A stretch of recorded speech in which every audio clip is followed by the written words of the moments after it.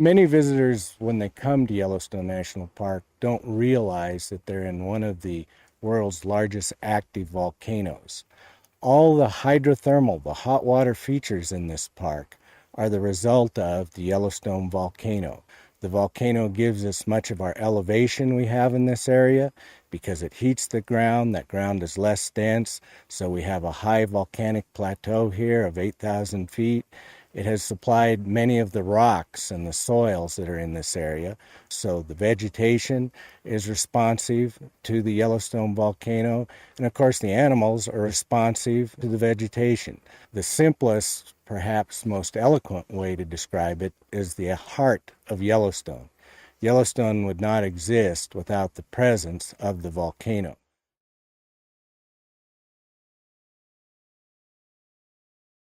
First, think of the ground surface, and then let's start having a mass of very hot molten rock, which we call magma, moving up towards the surface. As it moves up, it starts to break the overlying rock, and those breaks basically are earthquakes. So in the area on the ground surface above the molten rock which is moving up, there will be hundreds to thousands of earthquakes per day, and those earthquakes will probably be in the 4.5 magnitude range or larger. The other thing that occurs as this gets close to the surface, the ground starts to deform. It actually gets bent. So in the area of the earthquakes, you should also see significant ground deformation. Sometimes up to a yard a year may occur preceding an eruption. Also, we would expect to see changes in the hot water features, the geysers and hot springs, as this molten rock gets near the surface, and we would expect to see changes in the geothermal gases that come from the ground. Now, do we have earthquake swarms in the park? Definitely. Do we have ground deformation? Definitely. Does the hydrothermal system change? Every day. But are those signs of an impending eruption? No. All these things have to be coincident in the same area and very concentrated, a greater magnitude, and many more of them than we currently see. So having an earthquake swarm near Norris and ground deformation in the White Lake area and changes in the thermal system in Mammoth, they're all part of the normal vital signs of this volcano, and there has been nothing that has been indicated that there is an impending eruption.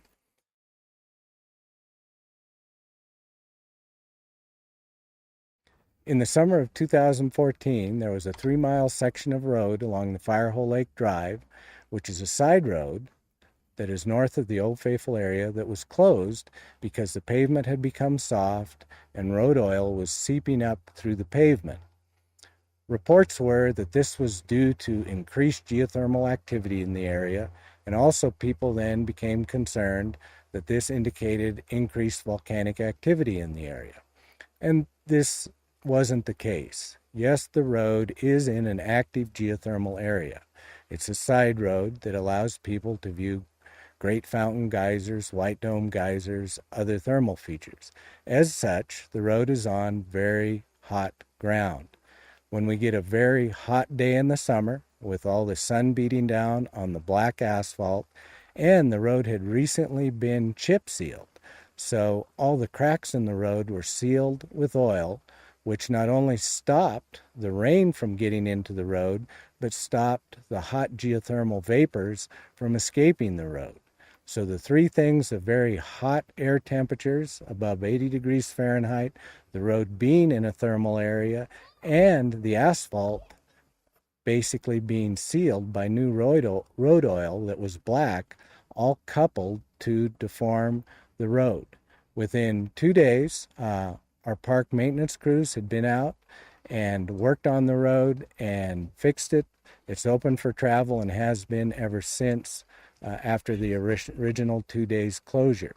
This also happened back in 2002 when a segment of the road near White Dome Geyser approached 196 degrees Fahrenheit. The asphalt became soft, and there what occurred was roughly a 60-foot area of the road. The asphalt was stripped off, which allowed the road to breathe. Gravel was placed there, and that segment of road has been open ever since.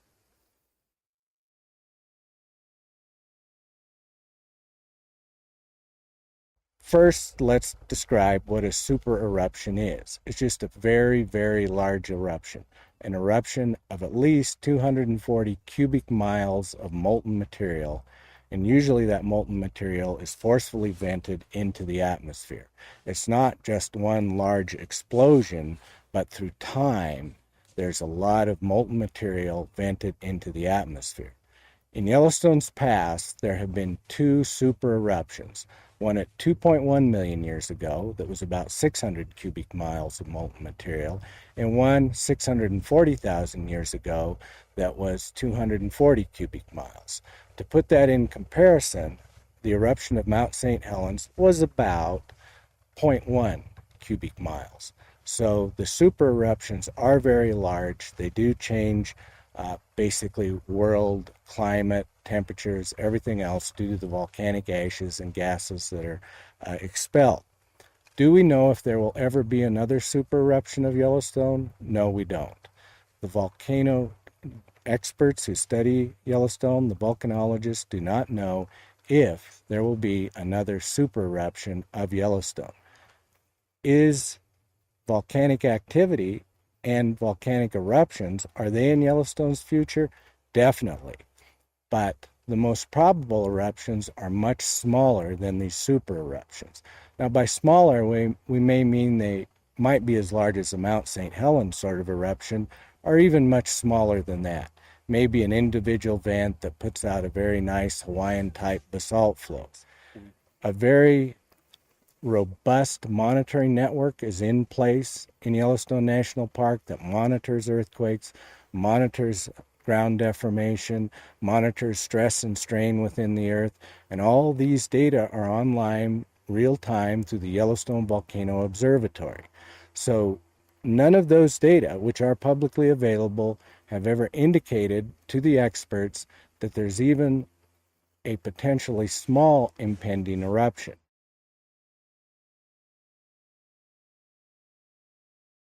One of the important aspects of the monitoring equipment is to be able to give scientists the ability to predict in advance when an eruption is going to occur.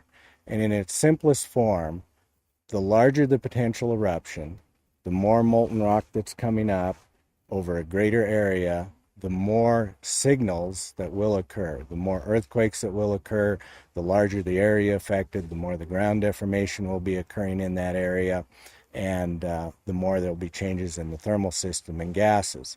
So the larger the eruption, the more advanced notice there'll be, and the smaller the eruption, the less advanced notice. But that's the way we would hope it would be, because the smaller the eruption, the less the effect of it to Yellowstone or even to smaller areas than just the park itself.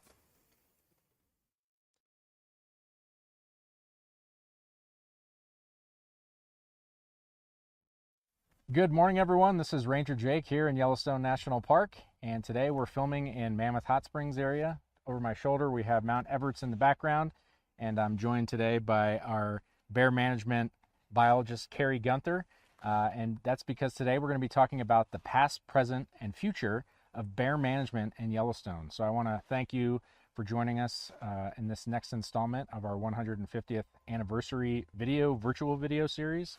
And with that, I'm going to go ahead and jump behind the camera and we'll get started, and we'll let Carrie take it away. Thanks for joining us. Okay, thanks. So Yellowstone National Park was established in 1872, and it was set aside primarily to protect the geysers and the thermal features, and bears and other wildlife really weren't one of the primary considerations when the park was established. However, bears quickly became one of the park's primary attractions. Early in the park's history, hotels were built in some of the geyser basins, and garbage management was quite a bit different back then, and so the garbage from the hotel kitchens was just dumped right out back behind the hotel. By the early 1890s, the park superintendent was reporting that large numbers of black bears had begun to congregate to feed on the garbage piles behind these hotels. And then within a few years, the superintendent was also reporting that large numbers of grizzly bears were now also congregating at those garbage piles. So park visitors would come, tour the geyser basins, come back to the hotel in the evening for dinner, and then just before dark would go out to watch bears feed on the garbage behind the hotels. And this became so popular with park visitors that the National Park Service actually formalized the procedure and put in lunch counters for bears, as they called them, and they would take the choicest barrels of kitchen scraps and dump them on a platform, and then had log bleachers that visitors could sit in, and hundreds of people a night could sit and watch bears feed on garbage. By 1910, the first report of black bears panhandling for human food handouts along park roads were reported by the superintendent. So even before we had motorized vehicles in the park, bears were learning to beg for human food handouts from park visitors traveling through the park in horse and wagon.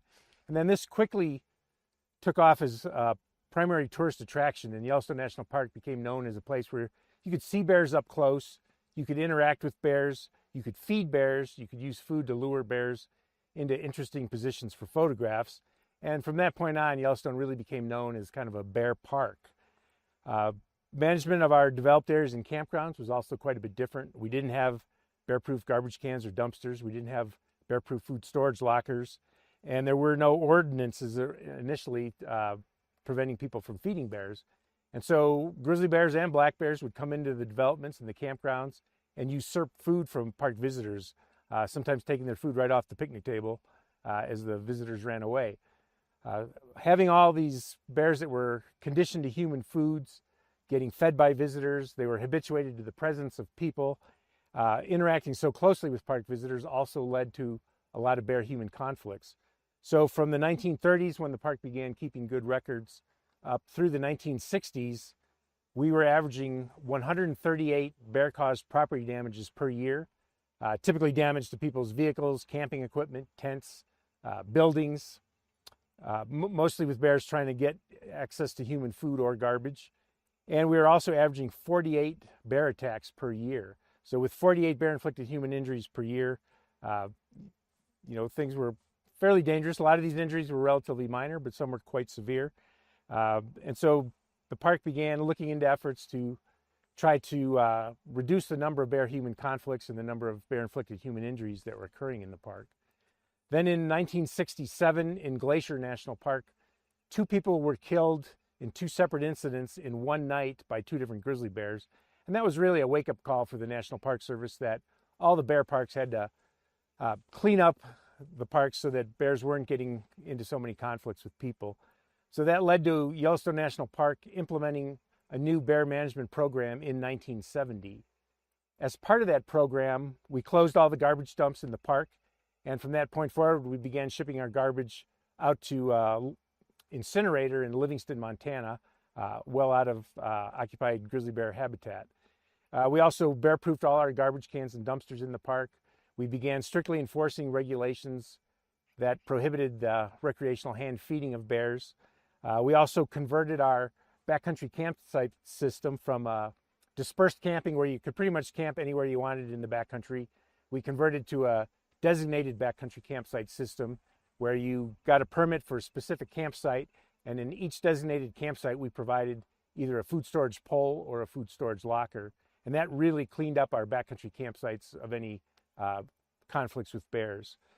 We also began campground food security patrols each evening to make sure everybody put their food away, locked up in their car in a bear-proof manner. And we did several other things. We began carcass management, where we move carcasses. If an ungulated elk or a deer dies in a development or a campground, we'll move that so it doesn't attract bears into our developments and campgrounds or right next to the road, to try to reduce the number of interactions between bears and people. Now, bears had a tough time coping with the loss of the human food handouts and garbage. And so a lot of bears persisted in trying to obtain human food and garbage, and often damaged property in the process. So a lot of those bears were removed in management actions. And so that 1970 management program initially led to very high human-caused mortality, as these bears that had grown up mostly eating garbage were removed from the population if they couldn't figure out a way to persist on the native foods found in the park. We also saw that our cub production declined, so average litter size went down. The first age that adult females would have their first litter, that increased. Bears were older before they have their first litter. And then the interbirth interval, so the number of years between litters, also increased. And this was probably due to bears that were used to feeding on garbage, didn't have that garbage to supplement the native foods, and so they lost weight, and then cub production declined, and cub survival also declined during that period. And ultimately, this is what led to grizzly bears being listed as a threatened species in 1975. So for about the first 5 years of our new 1970 management program, things weren't going very well as far as the bear population was declining due to that high mortality combined with low cub production and survival. However, over time, we learned how to reduce human-caused mortality of grizzly bears in the park by preventing them from ever getting into human foods. Then they didn't cause conflicts, and so we didn't have to remove them in management actions. So eventually our population began to increase. Our females figured out how to more efficiently survive on the natural foods found in the park, and so cub production went back up to about what it was. Average age of first reproduction declined again down, so bears were having their first litters at a younger age, and then that interbirth interval also got shorter. So females were producing more litters and having better survival of those cubs. Was that something that you guys predicted, you know, thinking that once we do this, we are going to see these effects, but they're going to be somewhat short term and then they'll turn around? Or was it like, oh no, what did we do? We did believe that there'd be high initial mortality. I think the mortality, though, was higher than anybody actually expected, even higher than what people expected. And so the Craighead brothers, who were doing research here at the time, believed that prior to the dump closures, there was about 222 to 245 grizzly bears in the greater Yellowstone ecosystem, with most of those centered in Yellowstone National Park. After the high mortality associated with the dump closures, the Craighead brothers estimated that the population declined down to just 136 grizzly bears. So that mortality was higher. Even though people expected slightly higher mortality, they didn't predict that it would be as high as it was. And then once grizzly bears were listed as a threatened species, all the land and wildlife management agencies in the greater Yellowstone ecosystem began working together to conserve bears and reduce human-caused mortality and protect habitat. And so over time then, the population began to increase, and today population estimates are about 1,000 to 1,100 grizzly bears in the ecosystem, up from possibly as few as 136 in the mid-1970s. And when grizzly bears were listed as a threatened species in 1975, it was estimated that they occupied an area of about 6,000 square miles in the greater Yellowstone ecosystem, so Yellowstone National Park and some of the wilderness areas surrounding the park. Today, the population occupies an area of over 26,000 square miles, so significant range expansion, to the point now where grizzly bears in the greater Yellowstone ecosystem are only about 65 kilometers from grizzly bears in the northern Continental Divide ecosystem. So in the next generation or two, we might get connectivity between the two populations. And what's the benefit of that? Genetically, you always worry about an island population due to effects of inbreeding. So if we can get these two populations connected, where bears can pass from one to the other, it would really help the population genetics on a long-term basis. And do they think, like, I'm guessing the 65 kilometers is documented, and do we know, like, can you make an assumption or infer, like, you know, if we're documenting them this close, it's possible that they may even be closer or wandering in and out that we're just unaware of? Yes, it'll take us time to discover once bears do interbreed between the two populations. So genetically, we can tell if they do. We are getting some reports of grizzly bears in between the two populations now, within that 65 kilometers. We can't always confirm those, but we're starting to see signs of it. So, you know, it likely will happen depending on how high the human-caused mortality is in that area. Gotcha. Cool. So what else is going on today as far as, you know, what are, with all those things that we were doing in the past and then what we're doing today? I mean, what's a typical what's a typical day for you out in the park, regarding bear management? What's it look like these days? Yeah, these days we have conflicts at a very low level. We'll have only 2 to 4 grizzly bear human conflicts in a year now, and some of those are pretty benign, where we used to have 138 conflicts a year. So we've really reduced the number of conflicts. We really jump on our management right away. So if a bear shows up in a development or in a campground, our dispatch will call us and we'll come haze the bear out using rubber bullets, beanbag rounds, or cracker shells. And we do a lot of food storage management. We're still doing food security patrols. We're installing bear boxes in all our roadside campgrounds. So we have almost 2,000 campsites. And we used to require that people just store their food in their car.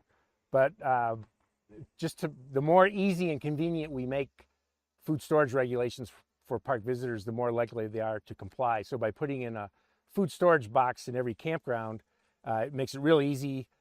So people can just throw all their food in the bear food storage box and they can go out and tour the park, and it keeps bears safe, and it also makes it easy and convenient for visitors to comply with that regulation.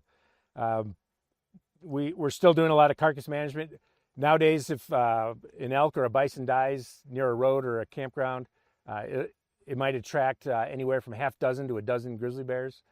So we move carcasses to places where bears can feed on them undisturbed by people. So the bears still get the nutrition, they still get the food, but not with 100 people within 10 or 20 yards trying to take pictures of them. And this keeps visitors safe as well. And what about just like typical, like even when there's not a grizzly or not a carcass on the side of the road and bears are moving around, what's it like for a visitor coming, viewing bears these days? What's some good practices that they should follow? Yeah, seeing bears is very common today. So we'll get, thousands of reports a summer of people seeing bears. Some bears still get very used to people, but they're not getting human food. So they'll be feeding in the meadows right next to the road. And, those will create big bear jams where all kinds of people stop to view and photograph and just appreciate bears. And so what we ask in those situations, be considerate of the bear. The bear really just wants to be left alone. But, you can take your pictures and stuff. We just ask that all visitors maintain at least a 100-yard distance from bears. So if the bear is moving towards the road to cross it, don't get in front of it. Move away so you maintain that 100 yards. That makes it safe for the visitor, safe for the bear. Don't follow, approach, or encircle bears. A lot of times everyone wants a front row seat for a picture, so they'll form a big circle around a bear. Bears might get a little agitated and nervous if they feel enclosed in by that many people. So, treat the bear with respect. Think about the poor bear that's out there. He's a bear. He just wants to be left alone. He needs to be feeding in those meadows. So, don't be running. A bear that might cause a bear to chase you. Don't be yelling and making a lot of noise. When you're at a roadside traffic jam, be respectful of the bear and maintain that 100-yard distance. And what about people in the backcountry? Is there any particular, or if you're hiking, if you're getting away from the road, is there any particular thing that we, want to impress on people? Yeah, so backcountry hiking, we like to reduce injuries as much as possible. We currently average just 1 injury per year, and it's typically a surprise encounter, usually a solo hiker that has a surprise encounter with a female with cubs. And the female, she believes that the hiker's a threat to her cubs. She just wants to neutralize that threat, gather up her cubs, and leave. So you can reduce the odds significantly by, first of all, hiking in larger groups. So groups of 3 or more people are rarely ever injured by bears. So if you can just find 2 friends to hike with, you'll have significantly reduced the odds of being injured by a bear. Then when you're hiking, we ask everybody to carry bear spray. Bear spray is a very cost-effective method of diffusing aggression in bears. So it's a hot pepper solution that you spray out of a can if a bear's charging you. So we recommend that everybody hiking in the backcountry carry bear spray and know how to use it. And then another very cost-effective way of reducing the odds of being attacked by a bear in the backcountry is to make noise, especially in blind spots on the trail. So if you're coming up over a hill or around a tight corner in dense vegetation regrowth, give a couple shout outs, hey bear, just so the bear hears you coming so it is time to leave and disperse before you come around the corner and surprise it. If you do encounter a bear up close, what we recommend is, first of all, try slowly backing away, often by putting a little bit of distance between you and that female with cubs, it'll diffuse the situation. Now that doesn't mean turn and run, because bears chasing that run. They're very predacious on elk calves, so they're used to running down things that run away from them. So you want to just slowly back away. And again, that distance you're putting between yourself and the female will often diffuse the situation. If the bear becomes agitated and charges, then you want to stop and stand your ground. By standing your ground, you're showing the bear that you're willing to defend yourself. And most of the time, if you stand your ground, the bear's going to either stop the charge short or veer off to the side at the last minute. And it usually won't follow through and make contact.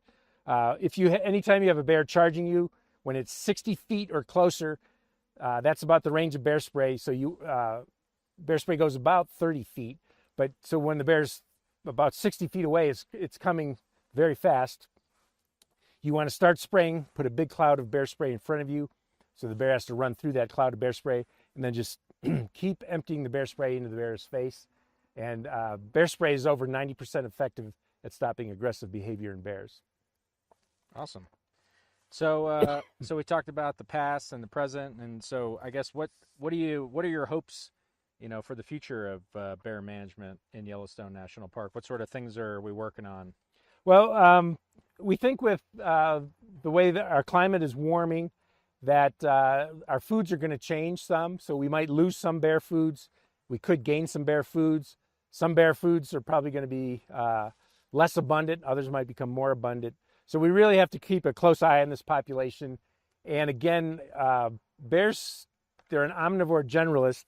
They eat a lot of different things. Bears used to occupy habitat all the way from the Arctic Circle down into Mexico. So they're capable of surviving in a lot of different vegetation types, which actually that will help them with climate change, because they can survive in a lot of different climates with different vegetation. But they're always very vulnerable to human-caused mortality. So we're going to have to continually try to figure out ways to keep human-caused mortality to an absolute minimum in this ecosystem to try to keep to conserve our bear population. And how far away are we from all of the food storage containers in the park right now? Yeah, with food storage containers, we currently have a bear pole or a food storage locker in all 300 of our backcountry campsites. And in the roadside car campgrounds, we have about 1,100 bear boxes installed, and we have about 2,000 campsites in the park. So we're probably still about 3 or 4 years we'll finish putting a bear box in every campsite in the roadside car campgrounds. Awesome. That's good. So so before we sign off, as someone who has worked in Yellowstone with bears for nearly 40 years, I feel like there might be some sort of a cool story or anecdote that you tell with friends when you're sitting around a campfire or something like that. I was curious if you have a story off the top of your head that you might share with our audience. Well, yeah, boy, in 40 years I have a lot of stories.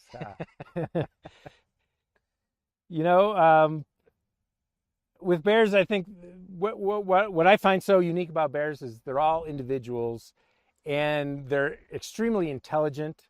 So they're a lot like humans. Unlike elk, all elk seem to do about the same thing, but each bear's an individual, and they have a personality, and bears will play and have fun. They'll be mad and upset. So it's just never a dull moment with bears, and they'll always surprise you. And in a lot of ways, they're actually very predictable, though, in how they respond to humans. I think park visitors are much more unpredictable than bears are. All right. Well, we'll jump back on here. With that, I want to thank Carrie for joining us today for the next installment of our 150th anniversary video series. Thanks for talking to us about the past, present, and future of bear management. And thank you for your support for Yellowstone National Park, and we'll see you at the next video.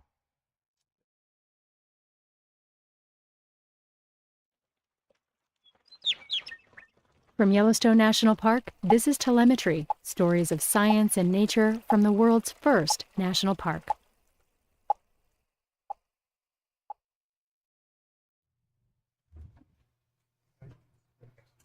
All right, guys, we're ready for the first one. It's not yet dawn when someone gives the signal. Dark figures in puffy jackets are up on a scaffold. They move into place against the pale sky, and it's quiet.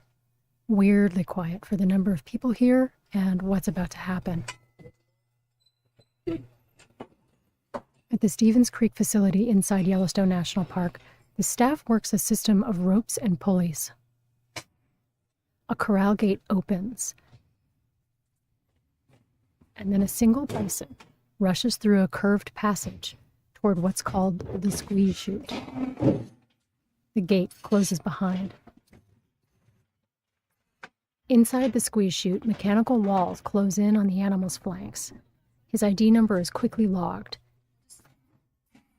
Then the chute opens, and this 3-year-old bison, a wild American plains bison, escapes down a constricted alley in the only direction he can. And into a livestock trailer. Many winters, hundreds of Yellowstone bison are loaded onto trailers just like this one, to be slaughtered. They're shipped to slaughter facilities to reduce the number of bison migrating outside the park and into the state of Montana. Because in the state of Montana, there is limited tolerance for wild bison on the landscape. These bison are not being shipped to slaughter. These bison are going to a wide prairie on the Fort Peck Indian Reservation. Today on Telemetry, we're talking about the rehoming of wild bison from Yellowstone National Park to the Assiniboine and Sioux tribes of the Fort Peck Indian Reservation. That rehoming is part of a program called Quarantine.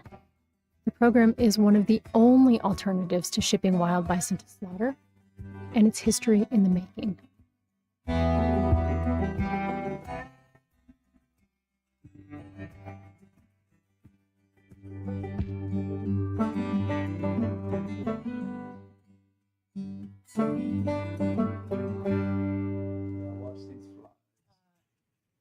It's good you're wearing light colors. They seem to, they'll like, that's why I usually wear a white hat just for that reason. Yeah.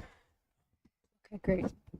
Yeah, so let's continue with the tour. Down to the facility. Dr. Chris Jeremiah is a wildlife biologist at Yellowstone National Park. He manages Yellowstone's bison program. Be careful, sometimes there's rattlesnakes in the taller grass. Chris and I are walking around the Stevens Creek facility. It's midsummer, weeks before any bison will go to Fort Peck. The ground is threadbare, dead grass and dirt, and the flies are pretty bad today. Stevens Creek is the epicenter of bison conservation. Bison are migratory, and the states surrounding Yellowstone National Park treat bison differently than other migratory wildlife. After a court-mediated settlement, Stevens Creek was built in the late 1990s to manage bison migrating out of the park. Today, Stevens Creek is where migrating bison are captured and either shipped to slaughter or held until they can be transferred outside the park as part of Quarantine. Chris says the story of Quarantine is a story of success. It's the result of decades of collaboration between a legion of federal, state, and tribal stakeholders. There's so many people that want us to find another solution to sending bison to slaughter. They want us to find a way to get live bison out. We're really just trying to show people how you can do it. To show people that we can move live bison out of Yellowstone. We can send them to tribes. We can reconnect tribes and bison. And hopefully in the fullness of time, reconnect bison with public lands. But like most stories of bison conservation, Chris says it's also shot through with complexity and compromise. You know, I kind of see it like you're standing, you know, to use a park analogy, in the middle of Hayden Valley, which is a huge valley in the middle of the park, and you're in waist-deep snow. And bison conservation is like post-holing across that valley. You just don't go anywhere quickly, and it's an awful lot of hard work. Okay, so let's go to the big sorting pen, where the original sorting pen, which we call the bullpen, when we first created Stevens Creek, It was where we're going to put the bulls. We climb up onto the scaffold that overlooks the facility. This is my first time up here, and I'll be honest, the view is a little unsettling. I'm used to seeing wild bison out in the big green valleys of the park, rivers and trout streams running through. But here, I see 55 male bison inside an ordinary pen. And I'm thinking, how did we get here?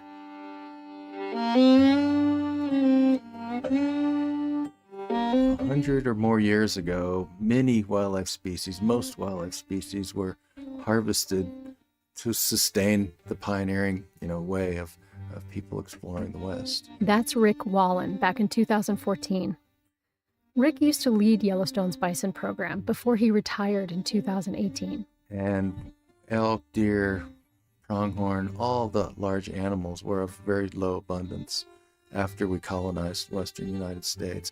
But with bison, the situation was even more troubling. It's estimated that somewhere between 30 and 70 million bison roamed this land before European colonization. As settlers moved west, the extermination of the American bison began. Many saw bison as both a marketable commodity and a means to suppress the tribes who revered and depended on bison. And so, within just a few decades, the bison were all but annihilated.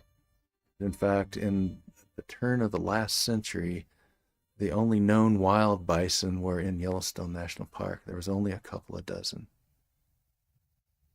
From tens of millions to a couple of dozen animals hunkered down deep in the interior of Yellowstone National Park. The only wild, free-ranging bison in the area remaining from the original great herds. It's hard to grasp such willful decimation. But national debate over the near extinction of the American bison would go on to inspire one of the country's first conservation achievements. It was phenomenal that our forefathers had the insight to preserve Yellowstone National Park. And I think they did it partly because they saw what was happening to wild bison across the country, and partly to preserve the unique landscape and geological features of the landscape. So this is it. This is the, kind of the location that preserved wild bison into eternity. In addition to the couple of dozen animals in Yellowstone, there were an estimated 300 or so bison that survived in privately owned herds across North America. In fact, a few animals from those private herds were brought to Yellowstone to start a breeding program. And after decades of protection and restoration efforts, the number of bison in Yellowstone grew from a couple of dozen animals to a few thousand. So that's a very successful program. With all of that success comes the propensity for them to wander and roam, and now they want to roam well beyond the preserve that we've set up here as Yellowstone National Park. And roaming beyond the boundaries of Yellowstone National Park has led to one of the most complex cross-boundary wildlife issues of our time.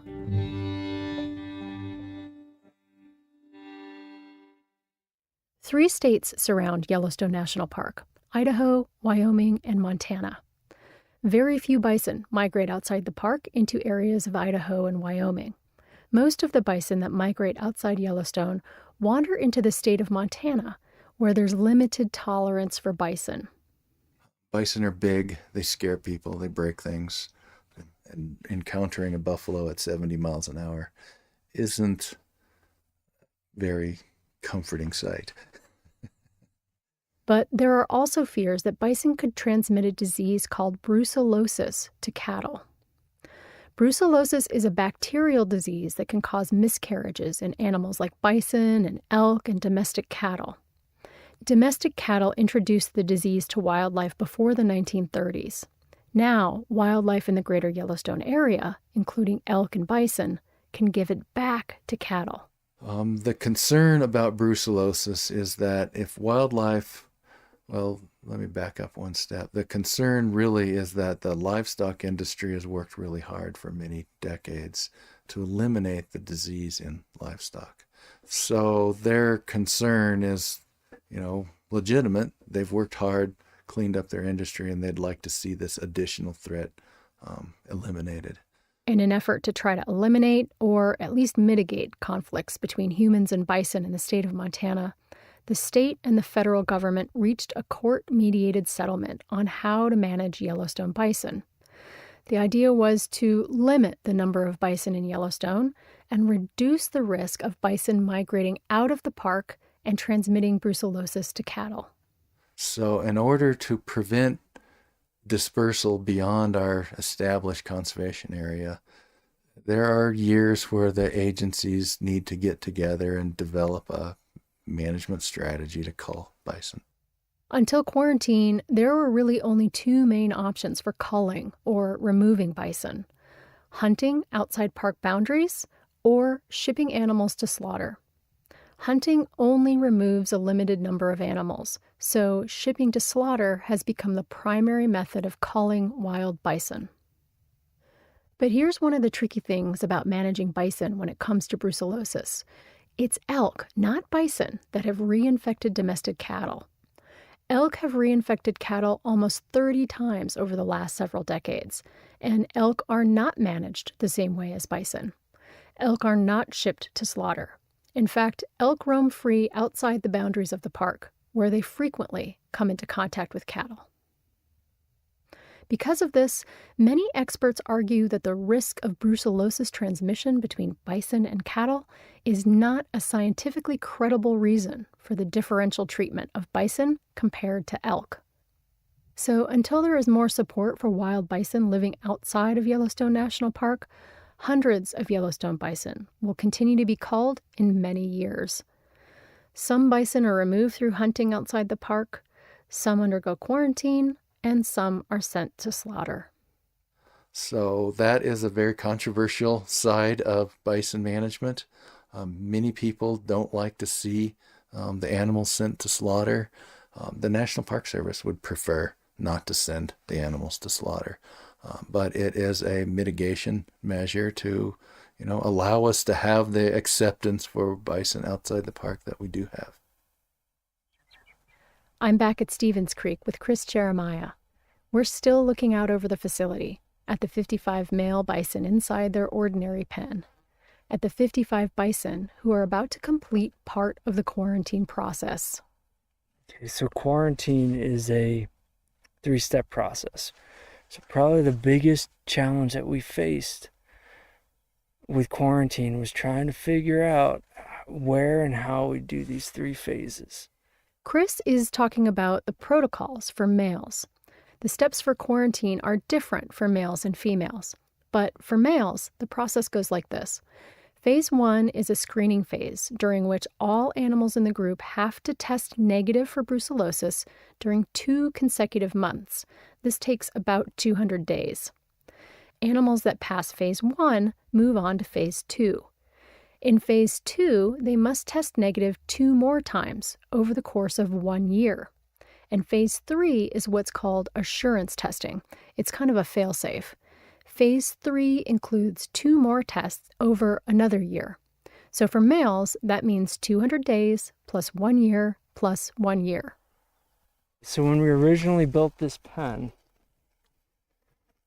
the thought was that only that first phase that I described would happen in Yellowstone, because we'd never documented an animal having brucellosis, having bacteria after that first 200 days, that screening phase.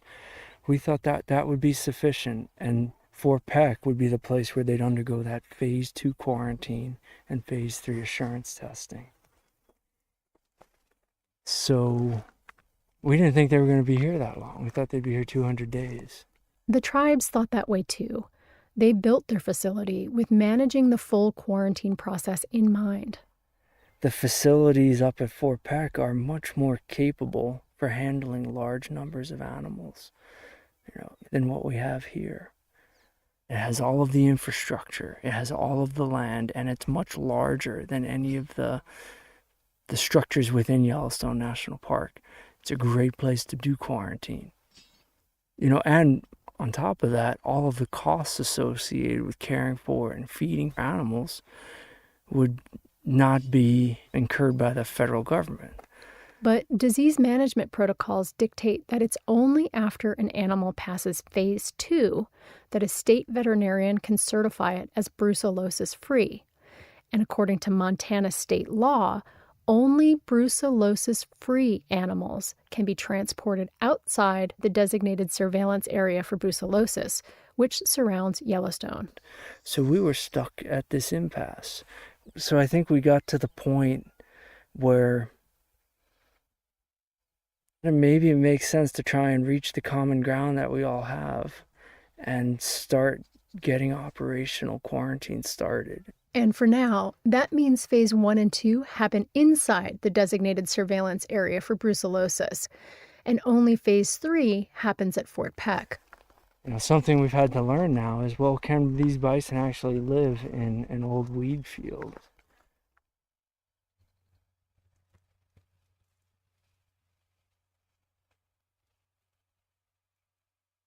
I spend the later part of the day on a flatbed truck with Chris and a couple of the Stevens Creek wranglers.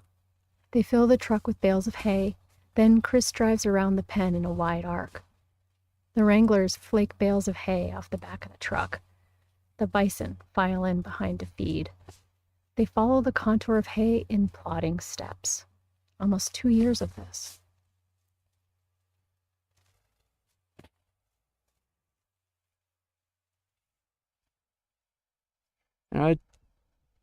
It keeps you up at night at times. I never at any point in my life would I have, envisioned that I would be trying to help come up with strategies for wildlife conservation that just don't feel like wildlife conservation at some points because it's very complex. But I would definitely do it again in a heartbeat. Seeing these animals with those trailers heading north to Fort Peck, those successes, that makes, I think, all the rest worthwhile. It's going to be a good day.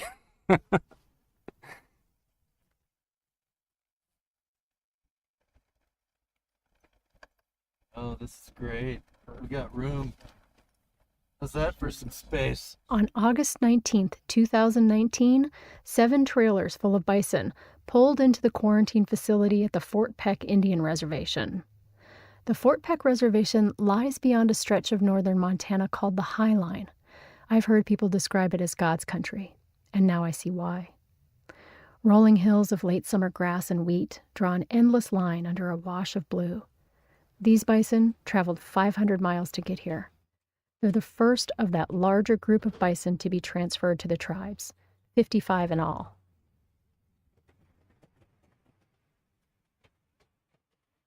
The trailers line up side by side.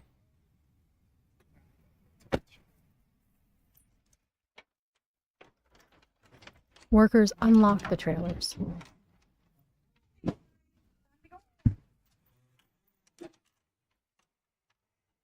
Then one by one, they open the doors.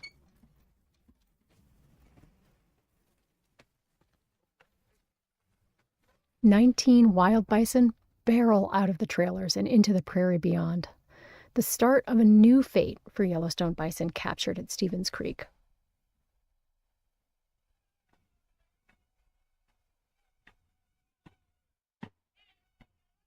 The 19 bison that we just released out here is an awesome event.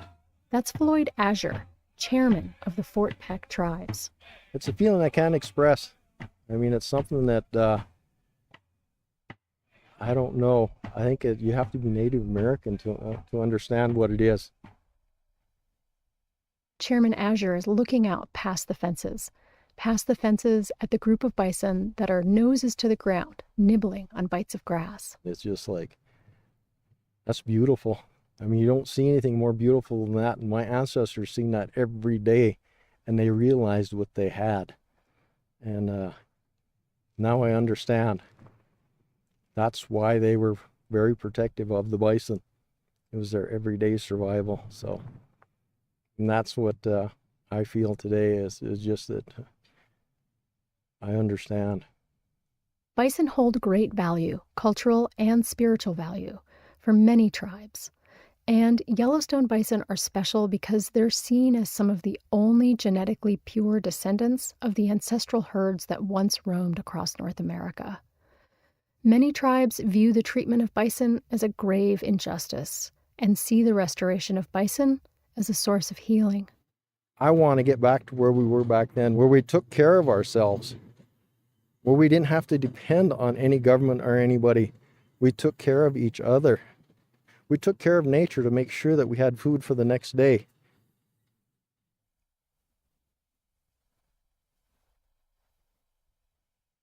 We've had a lot of ups and downs since one. We had to prove ourselves numerous times, and I think finally we got it across that we can do this and we will do this. Chairman Azure says that trust has been an issue among the interagency partners that manage quarantine, and that sometimes the tribes have felt left out of the decision-making process. It's a stereotypical picture of the Native American, that we can't do anything. No, we can. I mean, if we get the right people, it's just like anybody else. You get the right people in place, you get the right attitude, it gets done. And Chairman Azure says the Fort Peck tribes have the right attitude and the right people. Today was a very historical day, I feel. Robbie Magnan is the director of the Fort Peck Tribe's Fish and Wildlife Department. He runs the buffalo program for the tribes. Personally, I feel that we accomplished something finally.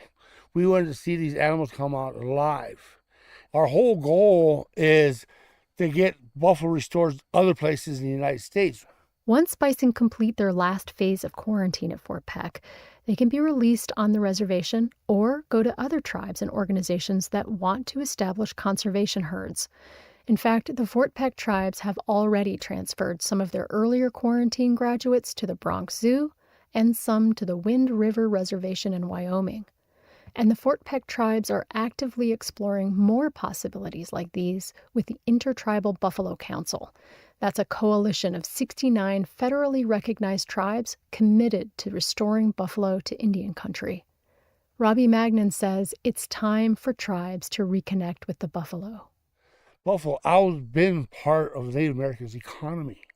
And we left the buffalo. They didn't leave us. We need to get back to the buffalo and learn from them again. See if I keep watching these guys, keep learning from these guys is my only hope right now. Hope. Chairman Azure says that's the overriding feeling here today. Hope for a future with bison. Hope for a future with more collaboration. I hope that we don't have any more fights over this. I hope that we can work together on more projects than this. Understand that working together solves problems. I mean, no one is any different than anybody else. God created us all equal. And that's how we're going to survive, and that's how we get things done. I mean, the problems can be solved by working together, not by separating each other. That night, Chris and the rest of the group from Yellowstone's Bison Management Office make camp outside the fenced pasture. The sky turns orange, then starry, and the crickets start to sing. Rick Wallen is there too. He's come to help and, not for nothing, to see the years of work before retirement bear out.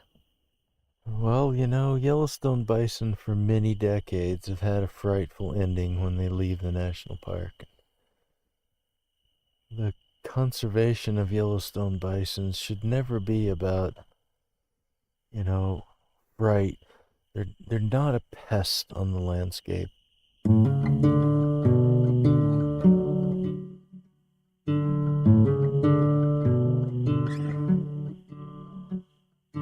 Yellowstone bison are a cultural resource and a legacy. They're a noble native wildlife species on the landscape and deserve some sort of an honorable ending.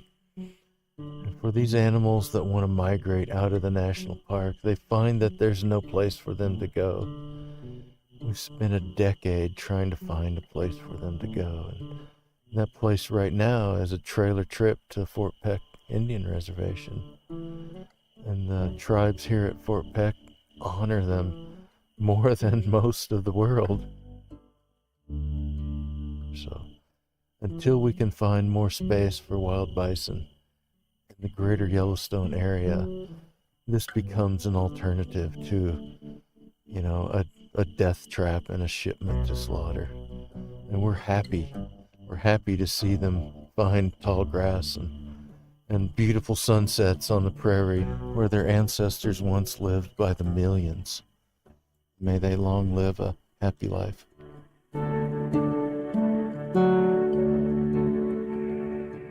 The next morning, we make the trip back to Yellowstone, back to Stevens Creek, back to get ready for 2 more transfers of bison. In 36 hours, we've driven 1,000 miles, and there are 2,000 more to go. Last night when we were up at Fort Peck, you asked me, what was I thinking about seeing those first 19 bison get released up at Fort Peck. Today we're back at Stevens Creek. 10 years ago, I never would have thought that quarantine was a possibility. It was a compromise. Everybody had to give something to reach that goal. And each partner has to do exactly what they need to do in each stage for this to be successful. We have to trust each other. We can only go as far as we can all go together. My goal with these 55 bison is to show people how to do quarantine. So we need other people to learn from what we just showed as possible. I think what we need to say is that we open the door, but we also need to pass the torch on doing quarantine. And these 55 bison they'll be teachers to us all. Chris and I get in his car. He sticks the key in the ignition, then takes it out. It's only a few months until winter, when culling could begin, but also the next opportunity to bring new animals into quarantine. Through the dusty windshield, we can see the pen holding the rest of the bison that will go to Fort Peck. Chris looks out past the fences, past the bison, past the line of cottonwoods that marks the park boundary in the distance. It's been a long road, but I think Chris is the kind of guy who's okay with playing the long game. I've spent a lot of time with bison in this park, and I've seen some of the most amazing things from whether it's the natural behavior of bison or watching a young kid kind of go out to watch bison, like carrying his little bison stuffed animal. Just so excited to see Yellowstone bison. And I've, with management, seen some of the hardest things that I've had to do, which is to send these animals to slaughter. And I just see a place for quarantine. It can reconnect tribes with bison. It can help protect the genome of bison. And it has potential to reconnect bison with public lands.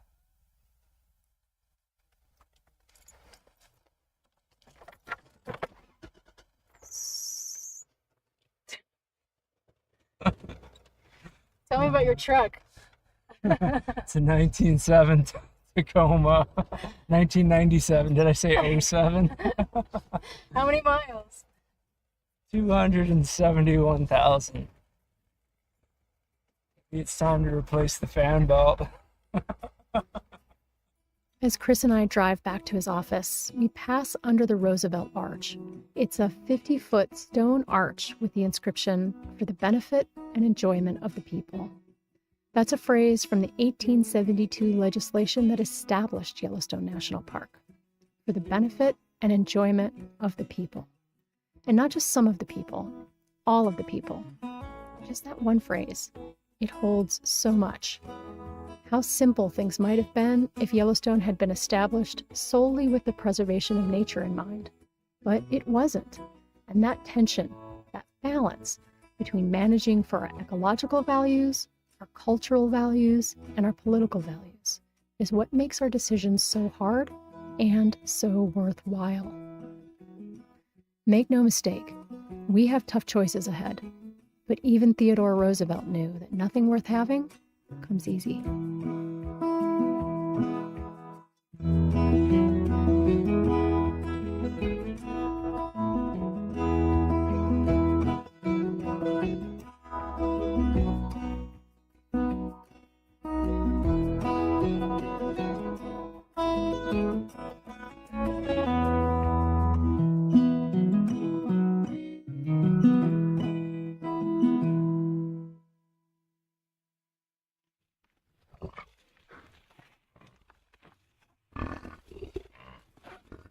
Telemetry is made possible by Yellowstone Forever, the official nonprofit partner of Yellowstone National Park. More at yellowstone.org. And by Canon USA's Eyes on Yellowstone program. Thanks also to the Acoustic Atlas at the Montana State University Library. You can find more episodes at go.nps.gov/telemetry. Thanks for listening.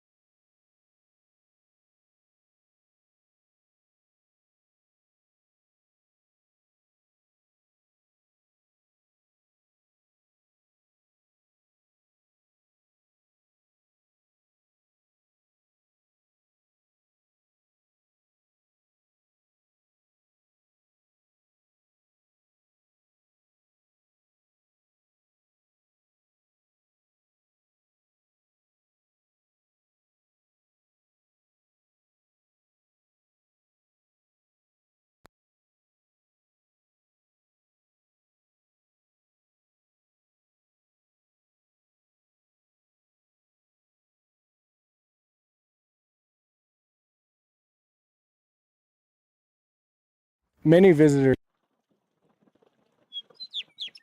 For Yellowstone National Park and the Acoustic Atlas at Montana State University, this is telemetry.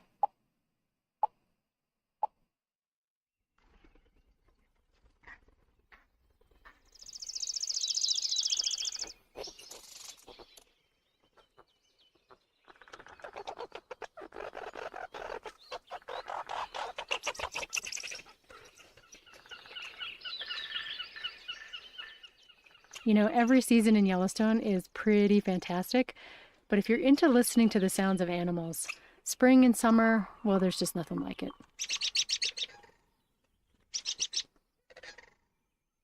And while most creatures in Yellowstone are busily singing their hearts out this time of year, there's one animal that actually gets a little quieter in the spring and summer.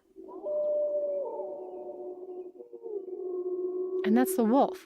You see, there's a seasonal cycle to wolf howling.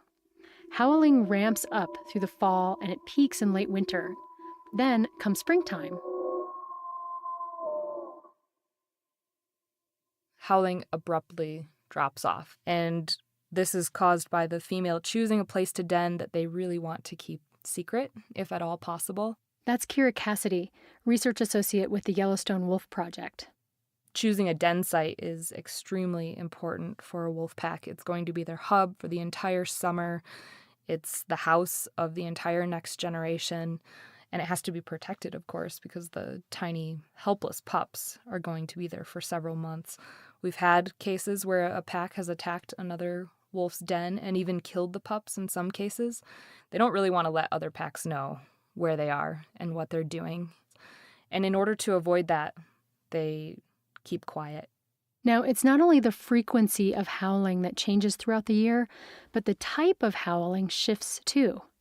Wolves howl for a couple of different reasons. Some of that would be within the pack, so to keep track of each other, say if they've been separated. And even though they're doing a lot less of it, this is the kind of howling that tends to dominate in the spring and summer, wolves communicating with their own pack mates. They also howl to let other packs know where they are and to kind of establish a territory. Wolves will often have these howling bouts with other packs. The two packs will howl back and forth as if to say, this is our turf, our territory. And it's that howling for territoriality that grows in the months leading up to the winter breeding season. Howling really tracks the hormones. As the wolves are getting ready for the breeding season, testosterone will start to spike. Howling starts to increase. It's kind of a stressful time in some ways. They do a lot of howling during the breeding season.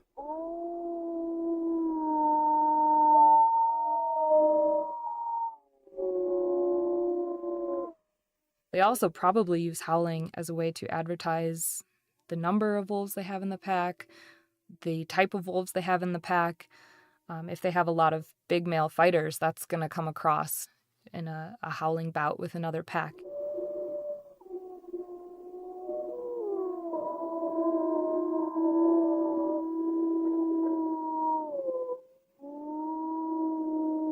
And in some ways, wolves may be able to use it to avoid a fight with another pack too.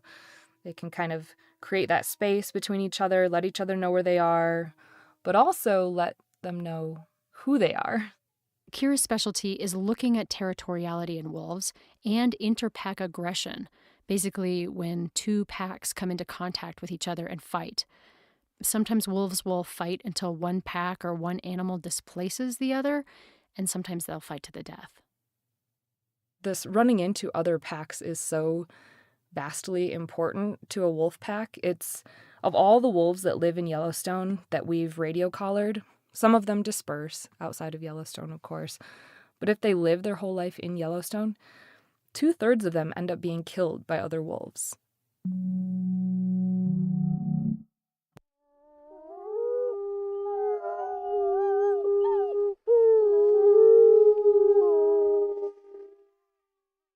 From Yellowstone National Park, this is What We Do. I'm Ashton Hooker. And I'm Miles Barger.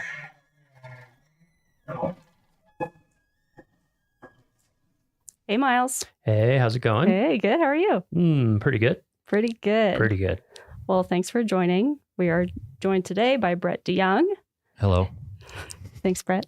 Who is the park supervisory telecommunications specialist here in Yellowstone. So to kind of kick us off with this conversation about telecommunications, cell towers, computers, all the like techie stuff that can be a little polarizing here in a park like Yellowstone. People like, remote places without any connectivity. We're going to get into all that, but I have a little trivia for you first. So let's see. We're talking about data. This is a big park, a lot of employees, a lot of computers, a lot of storage. How much storage do you think is supported on Yellowstone's network? You have to take a wild guess. I'll take a wild guess. 100 terabytes. You are actually spot on. Oh. That's amazing. I remember Mark's emails. Good job. So to put that into perspective, I was like, what does 100 terabytes actually mean? Mm-hmm. So correct me if I'm wrong. This was just some brief Googling. So 300,000 digital photos require 1 terabyte. So if you multiply that by 100, that is 30 million photos. That's a ton. That's a lot of That's a ton photos. of data and storage. Or 1 hour of 8K footage. Just kidding. Yeah. That's probably 8K not too 3D. far off. Yeah. But anyway, to get into this topic more, we have Brett DeYoung. Thanks for joining us, Brett. How are you doing? I'm doing good. Good. So starting us off, where did you get your start in the National Park Service? I started volunteering with the National Park Service. I came to Yellowstone right after graduating from Purdue, and I worked for the concessioner, and I worked with the rangers at Old Faithful doing search and rescue and a number of other different things. Other jobs that I did for the concessioner and risk management and fire safety. I worked with the fire marshal, and I worked with the safety office, and an engineering office. I worked with the facility maintenance division. So I knew most everybody pretty well after the 16 years that I'd worked for the concessioner. And then one day I got a call from someone, and I applied for a job, and I walked across the street and I asked them where the cafeteria was, because at the concessioner, they fed us every day, and they told me I had to bring my own lunch. Oh, man. So I'm still working through that. Yeah, you're still learning how to, feed yourself every is when I day. came over. Did you, why did you first come out and start volunteering? Were you just an outdoors person before that, or? Yeah, I came out here like most people do because they want to experience the outdoors and they want to live in it, and they want to, rather than taking a vacation, they want to walk out the door and do it on their time off. And so, I was just drawn to that. And it was a really close-knit community down at Old Faithful. Mm-hmm. And we ended up working winters and summers seasonally. And, we all worked closely with the rangers. So it was just nice to spend time and broaden our sphere. So. Mm-hmm. And what was it? Was there something about Yellowstone that drew you here, or was it just kind of, you just happened to Not come out much, here? really. Yeah. No. It was, I was graduating from college in 1989 at Purdue, and it was during a recession at the time, and I was gung-ho to start paying off student loans, and I had a friend that kept saying, I love, I've been working summers in Yellowstone, and you should come out. And I said, okay, let's come out for a summer. And I think you hear that story a lot. Yep. People get hooked. Got hooked. So, yeah. And my wife came out eventually, not long after that, and we just made a home of it. Cool. It's such a big park, and there's so many opportunities. You can move all over the place laterally, and there's a lot to do here. That's a benefit of a great big park. Mm-hmm. So as a supervisory telecommunications specialist, do you have a typical day on the job? Is there even such a thing?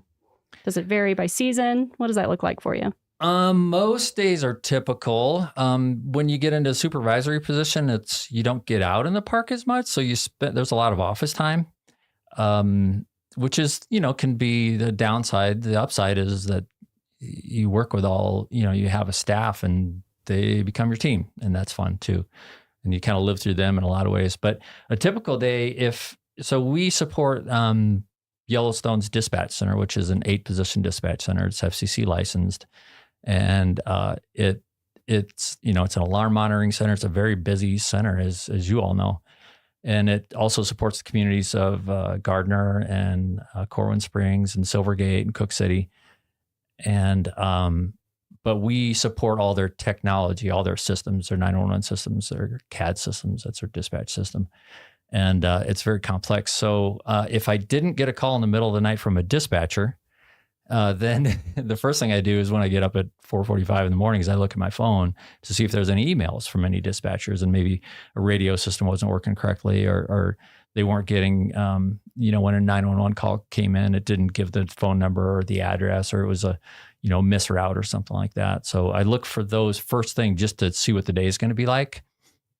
And if there's none of those, then I, like many employees, live outside, in outside communities. I live in Immigrant up in Paradise Valley. If anybody's watched the Yellowstone TV show, it's not like that, but it's very pretty.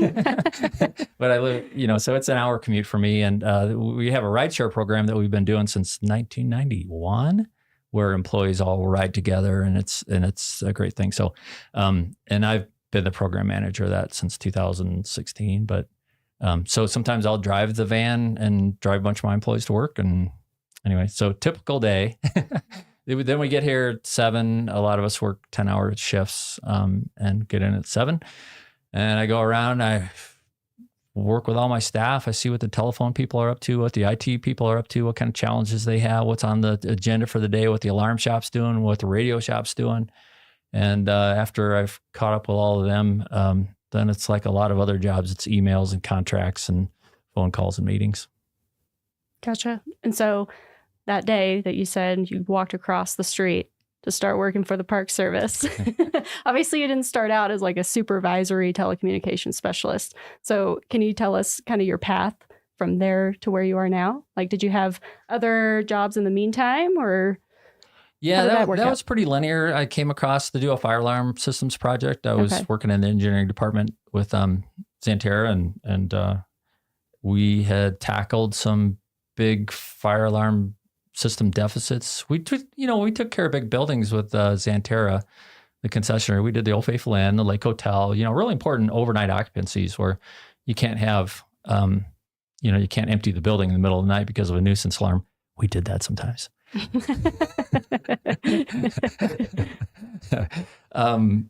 So we got things kind of under wraps over there, and then there were some deficits over here, and they wanted me to tackle that. So that's the job I got hired for.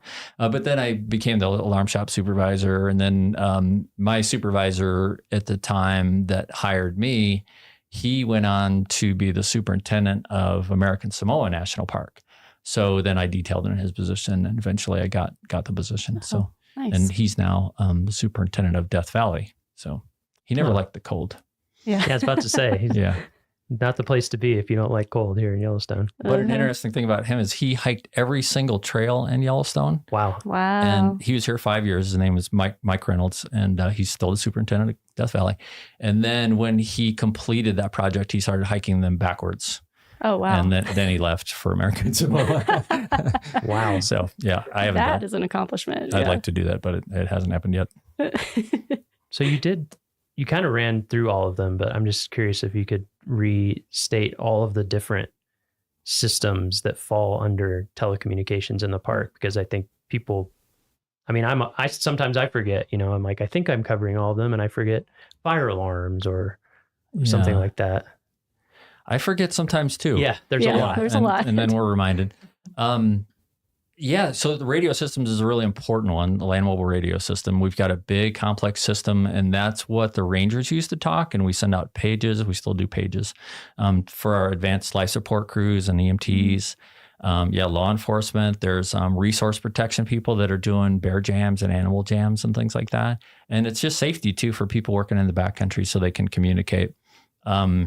So radio is a really important thing. We have telephones. We've got about 500 landlines and 180, 190 cell phone lines. So we manage all those contracts and all that hardware for that and the network that it takes to push it out there. the IT department, which is, we've got a very complex network to get it out there. As you know, the chief information officer came out here one time from the Department of the Interior. He said the last mile is Mammoth. So everything we do to get that from Mammoth to the rest of the park is magic. It takes a lot of effort and a lot of different methods. So yeah, then we do internet services. We do all the right-of-way permits for the cell companies. There's a few of those in the park, 5 towers that we try to hide. There's what else? Telephone systems. Alarm systems, you were saying. Alarm systems, yeah, fire alarm systems, security alarm systems, video security. And then all the dispatch, which is, like you said, dispatch support, very complex and very important. Yeah. And I hope I didn't leave anything off so any of my staff is disappointed. But yeah, we do all that and we try to keep it behind the scenes. So the visitors come and they see the resource and the animals and everything. And this goes unseen, but it's critical to keep them safe. And right. So, yeah. Yeah. So yeah. Very important stuff behind the scenes that a lot of people, yeah, like you said, they visit and they would never know. Hopefully. What's going on. Yeah, hopefully. That's the goal. Well, and I think a lot of parks in different settings have a lot of these things. They don't have to manage them themselves. You know, we're such a big place. It's like, there's cell phone towers outside of smaller units, or telecommunication stuff kind of comes right up to the edge. Not that they don't have things that they need to do, but, you know, I always tell people Yellowstone, it's like a mini state in a lot of ways. Yeah. You're exactly right. Yeah. If you can have a cell tower at a gateway community that covers where you need it to cover, that's great. We don't have to put it on federal land, but we don't, that just doesn't work here. It just doesn't reach far enough. Right. Yeah. So what would you say is the most important skill for your job? Most important skill, prioritizing. Technical aptitude is the obvious one. A broad array of technical experience. Yeah. You have to be kind of a generalist in a lot of ways and, a specialist in others. But yeah, prioritization is really important. Essentialism is really important, which is kind of like prioritization, but doing what's most important all the time. And finding focus is really important because multitasking is kind of a defeatist sort of a skill. I think you do a better job for your customers when you're more focused and less multitasking. So. Yeah. And so, what would you say is your favorite part of your job? Well, it's probably a boring answer, but it's true. I really like coming in and working with all my staff, seeing them face to face. We do have some remote workers, especially in IT, and they're great. And it's really fun to interact with people at different parks in different parts of the country. But, interacting with the staff, they're enthusiastic. A lot of them have been around for a long time, and you bounce ideas off each other and they resource and network. And so that's great. The other best part about the job is probably going to like remote repeater sites up on mountaintops, and we'll hike to some of those. Sometimes we fly, we try not to. But skiing to them is pretty cool. It takes a lot of planning and you got to be safe, but that's a great way to stay connected. Yeah, there's been some good trips up to Mount Holmes the past few years, I feel like. Among others. Yeah. But I know I've seen some pictures from that in challenging conditions. Things always like to go down in the middle of the winter, it seems like. Yeah. And we do everything we can to make sure that they're going to hold up for the winter, do all that work in the summer. But occasionally they quit. So you have to travel. Yeah. We get some less than ideal weather in Yellowstone sometimes. Just we do. Sometimes. We certainly do. Sometimes you can't fly, so you have to take other methods to get there. And sometimes you just have to wait. And where are those located? We have 8 mountaintop repeaters. We have one on Druid Peak in the Lamar that you can't see. We have one on Henderson Mountain just outside of the park. We have one on Top Notch, which is in the park. We have one on Mount Washburn, which you can drive to for about 4 months of the year. That's quite a luxury. We have one just outside of the park on Survey Peak. in right on the edge of Grand Teton National Park and the Jebediah Smith Wilderness area. Which is funny, you have to land the helicopter right on the park side because that's recommended wilderness, and Jebediah is actual wilderness, so no helicopters. So it's like an invisible line right on the peak. And then there's also Sheridan has one with a 1926 New Deal era fire lookout up there. Wow. That's really cool. And Mount Holmes, there's one on there. There's one on Purple Mountain. And the Mount Holmes one was inside a 1926 fire lookout, but it got struck by lightning and went down in a blaze. So let's see, did I miss any? Oh, Bunsen Peak also, which is just outside of Mammoth. Which people can hike up to if they want. They can. Yeah, and see that one. The Holmes one made me sad. That was the first one I'd ever hiked up to of the fire lookouts. I Yeah. was sad when that burned down. Yeah. Such a cool location. Sure was. And so you mentioned your favorite parts of the job. On the other side of that, what are some of the toughest things that you encounter in your position? The toughest things is when things crash. That's a real challenge. Those middle of the night calls, you have to wake up and be lucid and understand what the problem is and who your resources are, and get to the root of the problem pretty quickly. It always amazes me how quickly we can restore something that seems catastrophic. So that's really challenging. Other things, like we may have links go down for days and there's been 2 times in my career that we lost Mount Washburn, which is kind of a hub, and we didn't have any cell service at all. And there's a lot of medicals in Yellowstone. There's a lot of, heart attacks and life flights and things like that. And when someone can't call 911 from an interior location, that burden just falls on us really hard. And if you're in the middle of something else and that call comes in, you're just, there's really no backup for you. So you just have to be fully engaged. Last fall that happened, and there's only been a handful of times that it happened, but last fall it happened the night before I direct a running race north of Yellowstone. And so as the director, I was very busy and probably going to be up all night, but this happened in the middle of the night. So managing those 2 things was hard. So yeah, I can imagine emergencies like that can be very stressful. Yeah. But exciting. Yeah. Exciting and thankful that you're there to assist. But then it's good there's always an upside to a challenge, an opportunity with a challenge, but just having a phone full of resources and knowing that I can get a hold of, a power company representative in the middle of the night, a cell tower company representative in the middle of the night, and I can get these things back up with their help. Everywhere in America, the linemen are always out in the worst times, and they're kind of heroes when it comes to that sort of stuff. So that's the role we have to fill. Yeah. So even with those types of difficulties or challenges that you might encounter, what keeps you here? What keeps you working for the National Park Service? Why do you stick around? Oh, gosh, all kinds of things.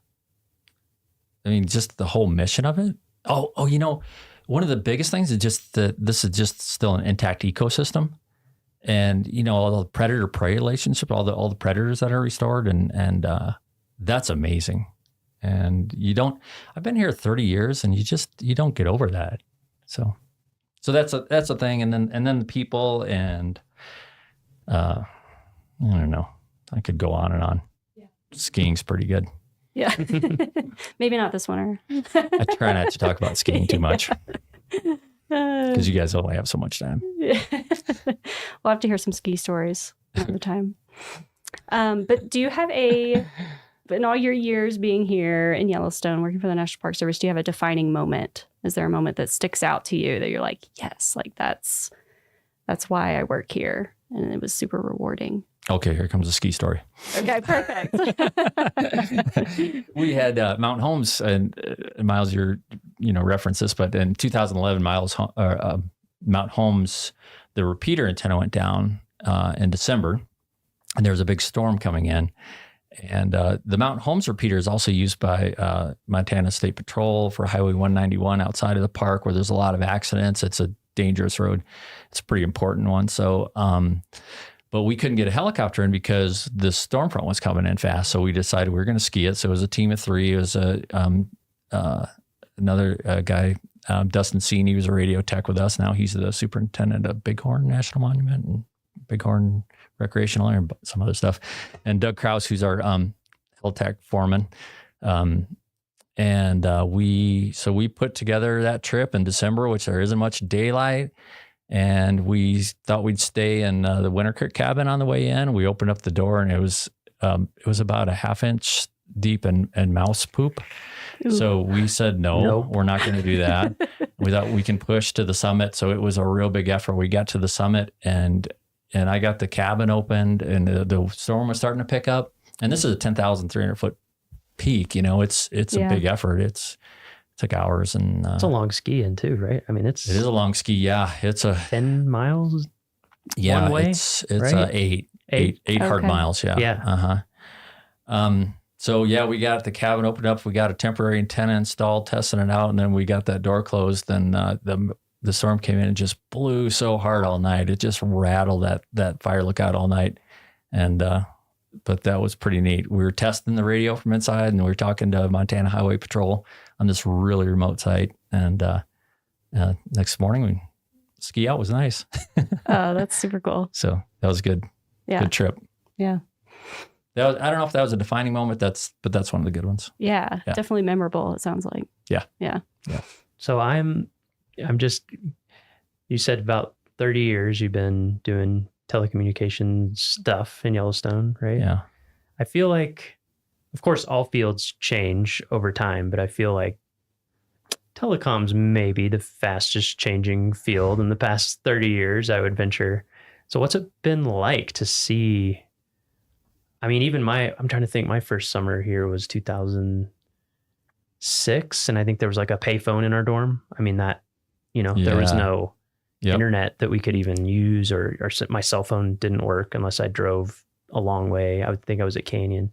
And you were here well before that. So what's it been like to see the change? Because now I'm at home and I can stream 4K movies from a satellite. It's so different. Yeah. Well, yeah. So my first summer was 89, and we had a payphone, and we couldn't get radio stations, and we couldn't get TV stations. We watched VHS movies at the pub. That was fun. But it has changed a lot, and that's always a topic of discussion. And whenever there's some sort of new proposal, we get a lot of comments. Mm-hmm. Yeah, I've noticed that people are very invested in the connectivity in Yellowstone. Yeah, so there's two different aspects to your question. There's the expectation of a wilderness experience or a historic experience as well. But then there's also keeping up with what the needs are.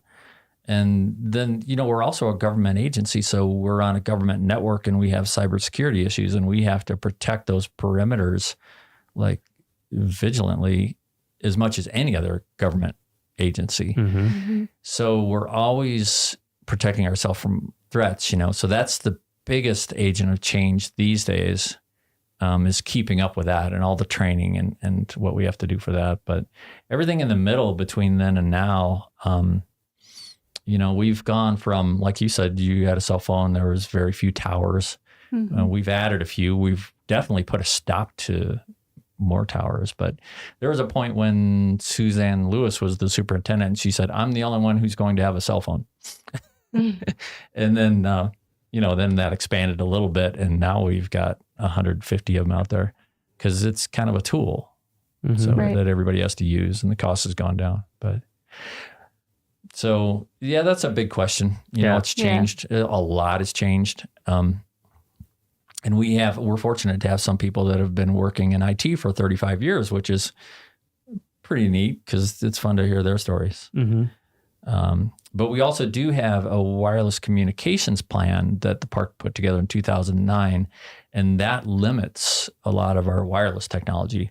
Mm. So the intent of that is to not have cellular service on the roadways and in the backcountry, and limit it to the developed areas, and only specific developed areas which is a bit of a compromise. This is still one of those places in the lower 48. You can drive from Mammoth to Old Faithful and not have a cell signal for, what is that, 52, 53 miles? Mm-hmm. Yeah. Yeah, it's so interesting to see, especially with how ubiquitous internet connectivity has become everywhere. I think sometimes visitors come and they're just like, some people come specifically for that, and other people are just shocked. They're like, what? Yeah. What do you mean my Google Maps doesn't tell me where to go? Or like, where can I get Wi-Fi here? And there's one place. It's 3 hours away. Yeah. I get the visitor comments in both perspectives. Yeah, exactly. In both directions. Sometimes in the middle, but usually strongly one way or the other. Yeah. Mm-hmm. Yeah. So we're getting into the nitty gritty here. If somebody were to go on USA Jobs and want to apply, to work in telecommunications, what series would they be looking for? Well, the telecommunication series is the 0391. Electronics technician, which is our radio technicians and alarm technicians, are 0856. And the IT specialists are 2210 or 2210. And that's a really fast growing series because everything is connected by networks now. So radio's connected, telephone's connected by networks. So that's a good one to look for. And there's a lot of recruiting going on in the IT world. So you could, in my branch, you could be any one of those threes. Okay. And so are the opportunities available from like entry level all the way up? What does that look like? Yeah. 7, 9, 11, 13. Okay. Mm-hmm. And so what types of training or anything like that would people need to get into that type of work? You just fake it till you make it. Yeah. Yeah. No, I'm kidding. A variety of stuff. Radio technicians, we hire a lot from the military because they get really good training. Oh, yeah. Setting up antennas and repeaters and base stations and microwave network extenders and things like that. But anyone who's worked with radio frequency technology, IT, there's all kinds of, you can be Cisco certifications, you can be, graduate in computer science. We've hired those. A lot of people just gain a lot of knowledge and experience from jobs. And so as a hiring official myself, I look for all of those things. Myself, I have a bachelor's in the School of Technology with a specialty in organizational leadership. So I'm a lot of, leading a group as much as the technical. So it varies. There's no straight track. Yeah. Mm-hmm. Yeah, you'll kind of find that in the Park Service as well. People kind of come from all kinds of backgrounds as well. So yeah. I think knowledge and experience counts for more on a resume for this line of work than a degree does. But yeah, I don't know. We've hired some recent graduates too. So do you have any advice if people were interested in applying or, getting that experience? What advice would you give for them? Yellowstone, we feel like we're really specialists. A lot of small parks have one technology person and everything's thrown at them. But we're really, as far as the industry goes, we're generalists. Mm-hmm. So if you're in IT, if you're doing like system administration, also learn about networking and also learn about cybersecurity and learn about maybe coding, So branch out a little bit. And if you're, if you're into radios, also learn about networking so you can do radio over IP. So I would say that those are important things to do. If you want to work for us doing fire alarm systems, get like a NICET certification, National Institute for Certification in Engineering Technologies. And that tells me that you really know the codes, the fire codes in and out, and you're not going to build a system that's not going to work. So cool. Those are a few tips. Yeah, that's great.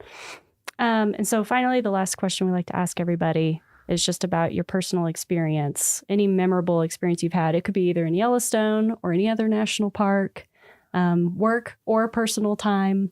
Do you have a moment that sticks out to you? Yeah, the 5 years I worked in the Bear Den ski shop at Snow Lodge. Yeah. That was the peak of my career, not of my pay, but It's often how it works. yeah. Yeah. But it's been going up and down ever since. So yeah, that was great. We worked there the last year that it was open. It was the Snow Lodge then was nothing more than really, it looked like a roadside motel. It was cheap. Anybody could afford to stay there. The people that came to visit, they were all interesting. And the Bear Den ski shop was a log cabin with a wood stove right next to it. And that was great.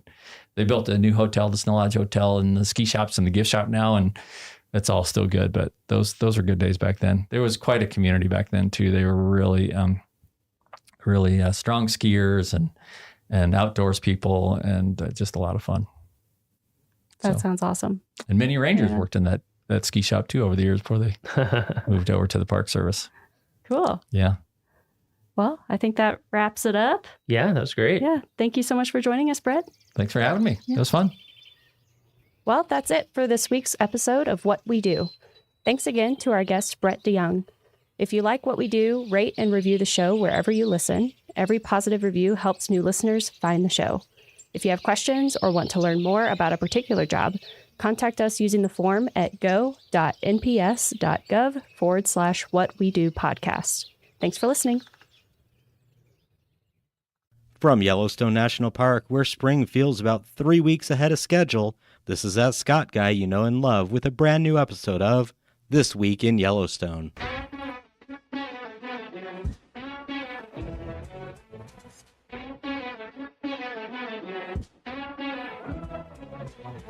What's up, everybody? This Week in Yellowstone National Park from March 26th to April 1st, 2026. I'll let you know about biking the roads, give you some tips about dealing with mud season, tell you to hike a canyon rim, and share how the park monitors the wolf packs. I'll also give you the complete weather forecast, the snowpack update, the wildlife report, and everything else you need to have an incredible time this week in Yellowstone. Standard disclaimer, gonna miss a few details here and there, so if there's something that you need more information on, just reach out and ask any questions you may have. I also mention park locations very casually, so if you're unfamiliar, a quick search can help. Also know that this report only covers the drivable areas of the park. I should be able to say that by now. I say it every week, but sometimes I stumble over words. Finally, please know that this podcast is a passion project of mine. If you enjoy it, I'd love a review or a quick email. If you want to support my work further, you can check out my hiking and wildlife watching guidebooks, or you can join me for a guided hiking tour in Yellowstone's backcountry. For more information, visit outdoor-society.com or contact me directly, 406-589-1873. Just send me a text. This week's Yellowstone news. So there's not much news in the park right now. The main story is the one I'm going to be talking about in the experience of the week, which is biking in the park. Other than that, bears are active. Can talk about that in the wildlife report and the trail report. And generally, only the northern range is open. Things are going well in the park. That's about it. There's no news, which is good news. I'm sure things will pick up, and we'll actually have some news stories pretty soon. Next couple of weeks, some roads open, things like that. But right now, no real news in the park. If you want some cool news, check out the Caldera Chronicles, the USGS weekly kind of podcast, as well as I don't know if it's a podcast. I know they write it, but check that out if you want some just cool geyser news. Otherwise, let's talk about the experience of the week, which is biking the road between Mammoth and West Yellowstone. So biking for the spring season is now officially underway in Yellowstone National Park. As of March 20th, 2026, the park opened the road between Mammoth and West Yellowstone to cyclists and pedestrians ahead of the spring vehicle season. This annual window allows visitors to travel park roads without non-essential motor vehicle traffic. Keep in mind that park service staff and plowing vehicles are still going to be on the road going back and forth, so the roads aren't going to be completely empty, just very little used. The Mammoth to West Yellowstone corridor covers approximately 49 miles and represents the primary spring cycling route in Yellowstone. Access is permitted only on the roads that have been cleared of snow and are not being actively plowed. Cyclists must yield to snowplows and other authorized vehicles, and road statuses can change quickly depending on weather and operational needs. So because I am located closer to Mammoth than West Yellowstone, I'm going to talk about biking the road from Mammoth. So from Mammoth, the route begins with a gradual climb past the Upper Terrace Loop, and then you kind of go by a pretty waterfall and then up to Swan Lake Flats. This is the steepest hill you're going to experience all day, and it can be a little difficult if you're not used to biking, but plug along and you'll be fine. Once you're up to Swan Lake Flats, everything opens up and it's absolutely gorgeous. You're going to see Bunsen Peak. You're going to see the Gallatins and all of that. You're going to be able to have all of these views of mountains that you haven't been able to see for a while. It's absolutely stunning. After you get through there, you're going to get to Sheep-Eater Cliff, which is one of my favorite places. If the road is good, bike down the Sheep-Eater Cliff Road and then walk along the river from there. It's absolutely stunning. Highly recommend that. If you want to call that a day and turn around, that's a good turning point. If you want to keep going, then eventually you're going to reach places like Obsidian Cliffs, which are a significant geological and cultural site composed of volcanic glass used historically by indigenous people. Really cool place to just take some time. Usually when you're driving, you're flying by there, and I think there's only one pullout and one little visitor center area that is fine, but riding your bike is much better. Then you're going to keep winding down, and pretty soon you're going to get toward Norris Geyser Basin. You're going to go by the Roaring Mountain, and then you're going to drop down to Norris. There also is a Norris Geyser Basin overlook that you don't have to drop down to get to Norris, and you can still see the Norris Geyser Basin. Important note here, as far as I know, Norris Geyser Basin is not open to hike right now. So if you ride there, you're not going to be able to walk around the basin. They're doing some repairs, last I heard, and so you're just not going to be able to do that. However, that's a great ride. You go there and back. Fantastic. You can turn around or not. If you're feeling much more aggressive about things, you could ride all the way to West Yellowstone. If you are riding to west, after you get to Norris, the road descends toward Madison Junction. You're going to follow the Gibbon River here. Gibbon Falls is prominent and gorgeous, and you're going to have some really cool views and opportunities to stop, including good wildlife potential. Usually I don't see much at the Swan Lake Flats area right now, but you never know. With this winter, you might see things. But closer you get to Madison, the more wildlife there is. The final segment from Madison Junction to West Yellowstone spans about 13 to 14 miles and just follows the Madison River on a almost perfectly flat road. Like, it's gorgeous. And if you want to do that, great. You're going to have 49 miles each way. And so what some people do is they will bike from Mammoth to West Yellowstone, spend the night in West Yellowstone, and then ride back. If you're going to do that, fantastic. Just know that there are no services available along this route, and food, water, probably restrooms, or mechanical assistance are not available. If something happens, you're kind of stuck. So cyclists are expected to be fully self-sufficient and prepared for rapidly changing weather conditions, including snow, wind, and temperature fluctuations. Sometimes it can seem like it's a beautiful day, and then you get beyond Swan Lake Flats and that wind starts ripping, and you're like, why didn't I bring gloves? So be prepared. It's spring bicycling, and it's not summer, right? It's going to be cool, but it's also going to be cool because there's not a lot of cars out. So know that this early season access period is temporary and typically ends once roads open to public motor vehicle traffic in April.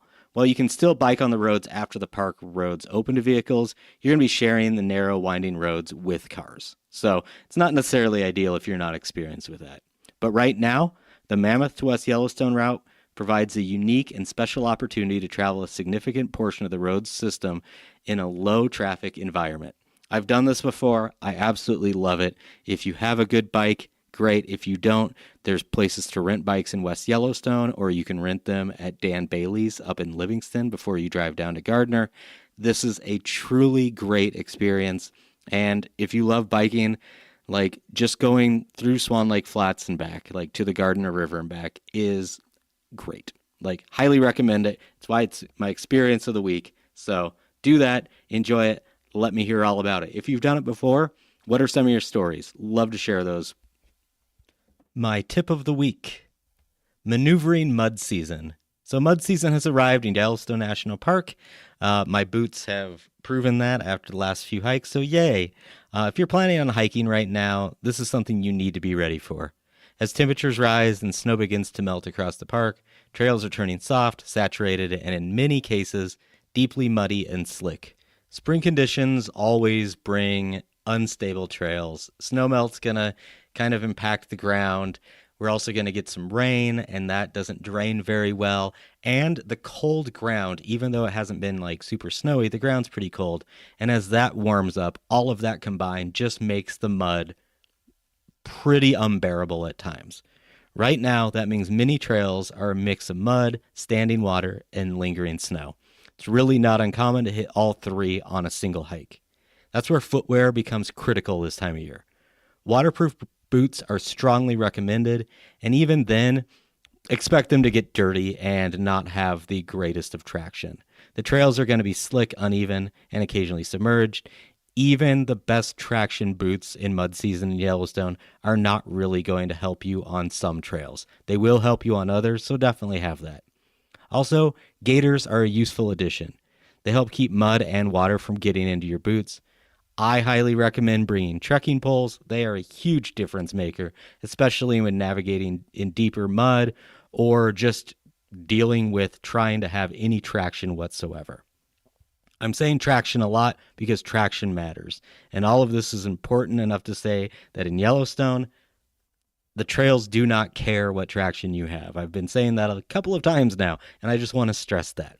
In lots of places, the mud's just going to stick more and more with each step you take, and it turns each foot into a brick of mud.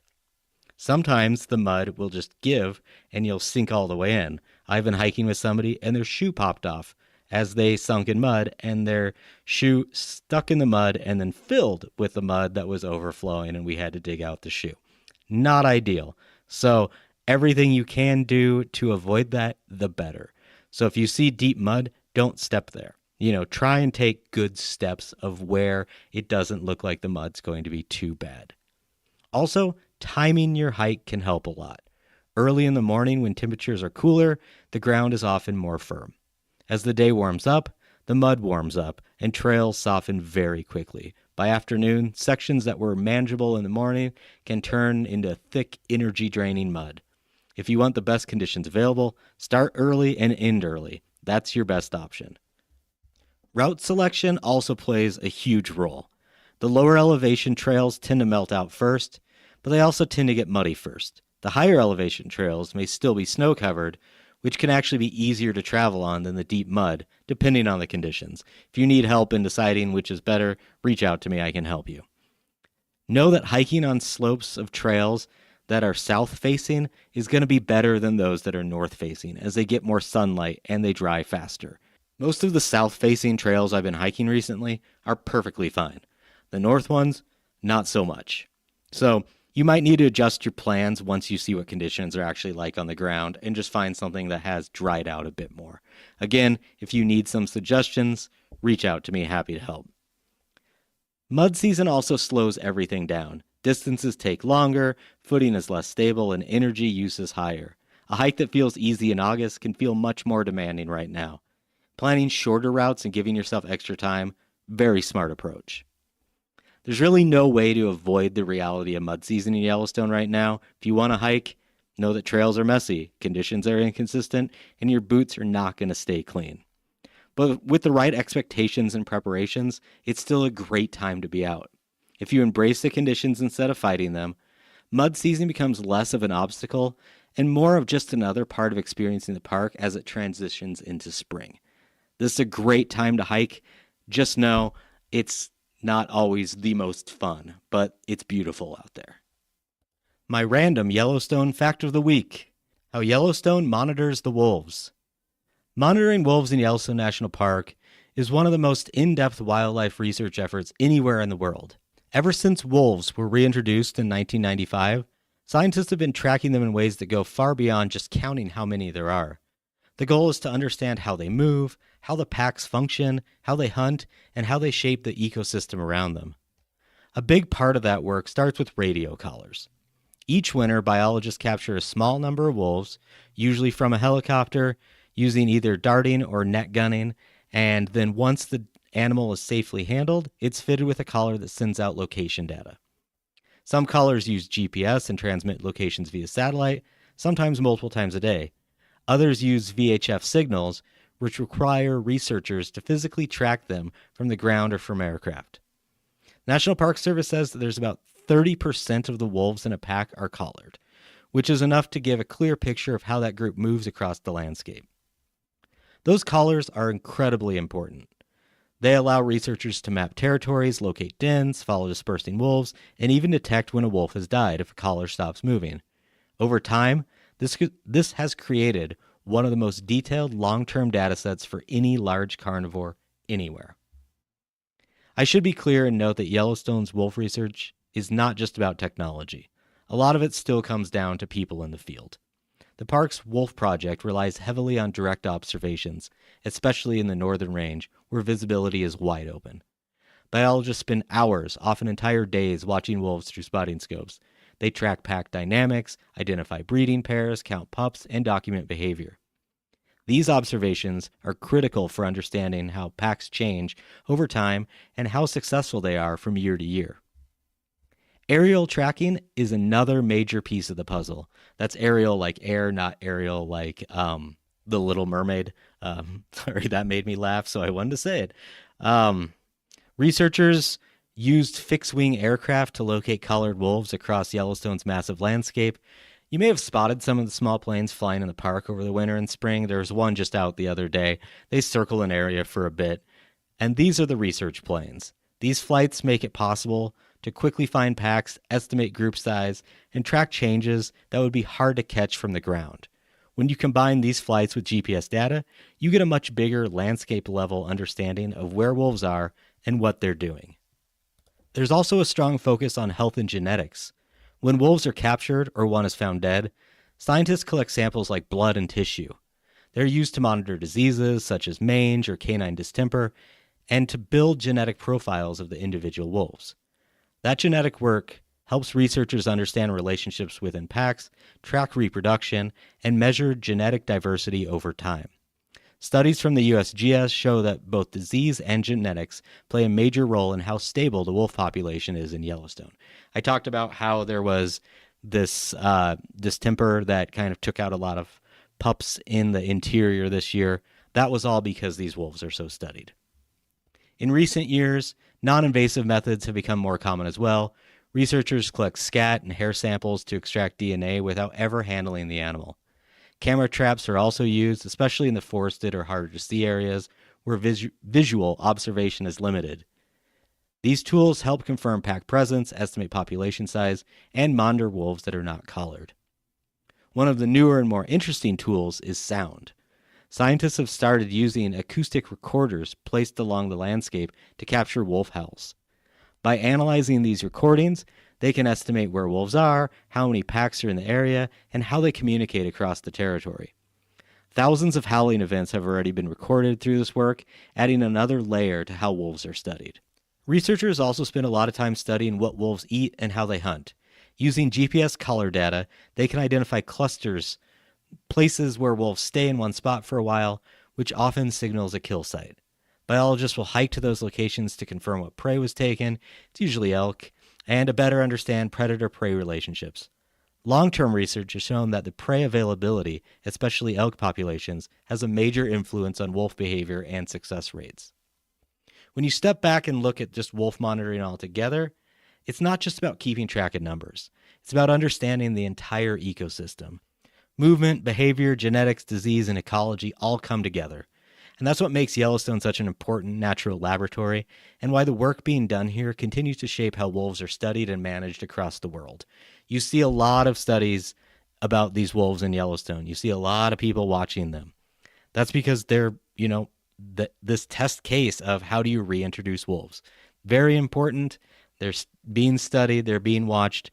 Not always in the best of ways, but every single year we're learning more and more about wolf behavior, and scientists are learning how to watch them without interfering with them. And that is awesome. And that is why Yellowstone Wildlife Watching and the experts that deal with wildlife in the park are such fantastic people. If you see them out in the field, thank them for their work. If you see any ranger, thank them for their work.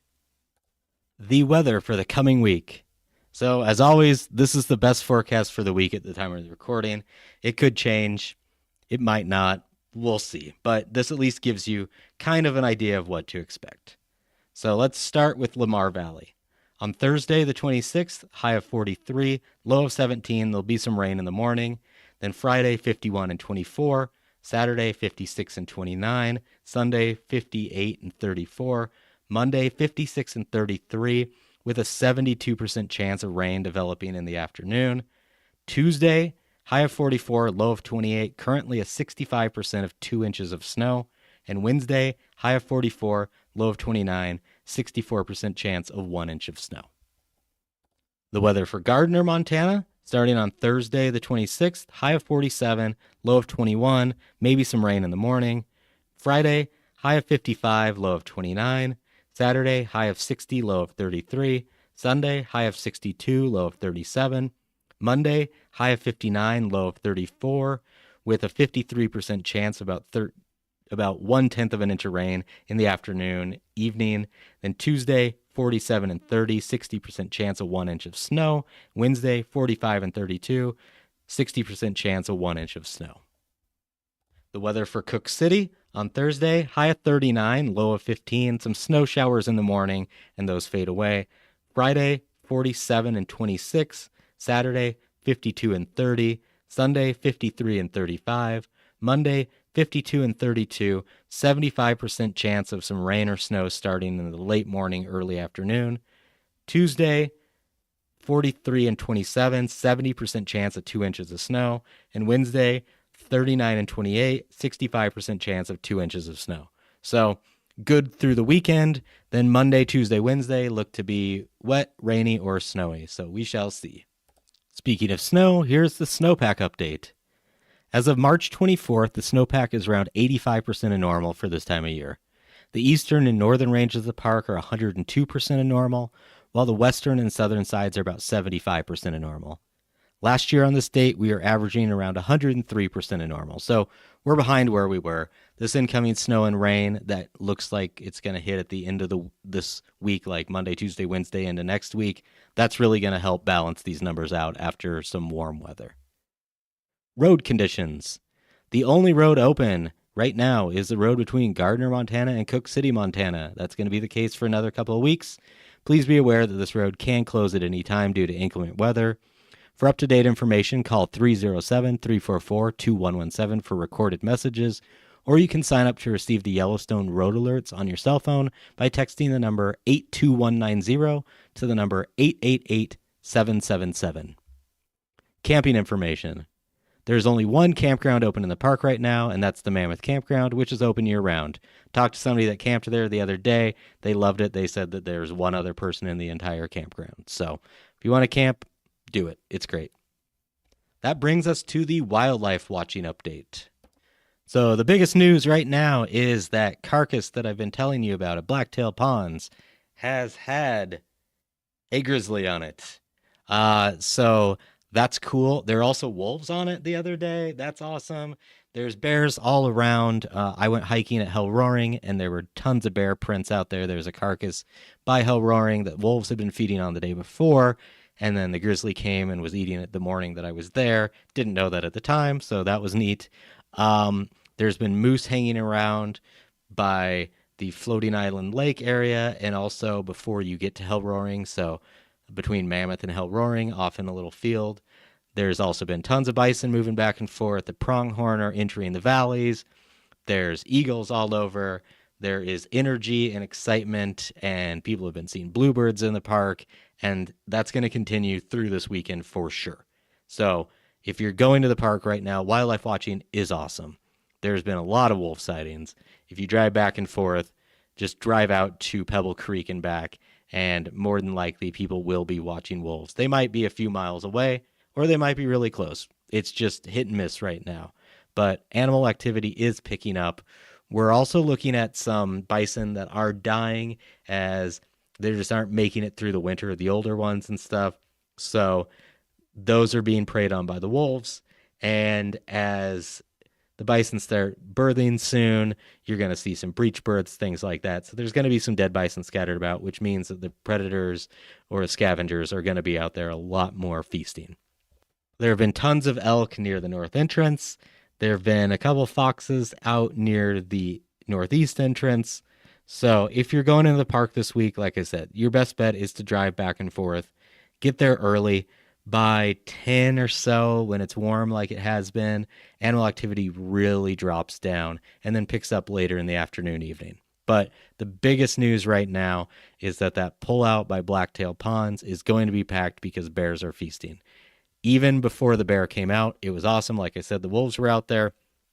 And then there's been coyotes out there. There's been eagles. There's been all sorts of great wildlife watching just by those ponds by Mammoth. So enjoy. If I hear anything else, I'll probably post about it on my social media.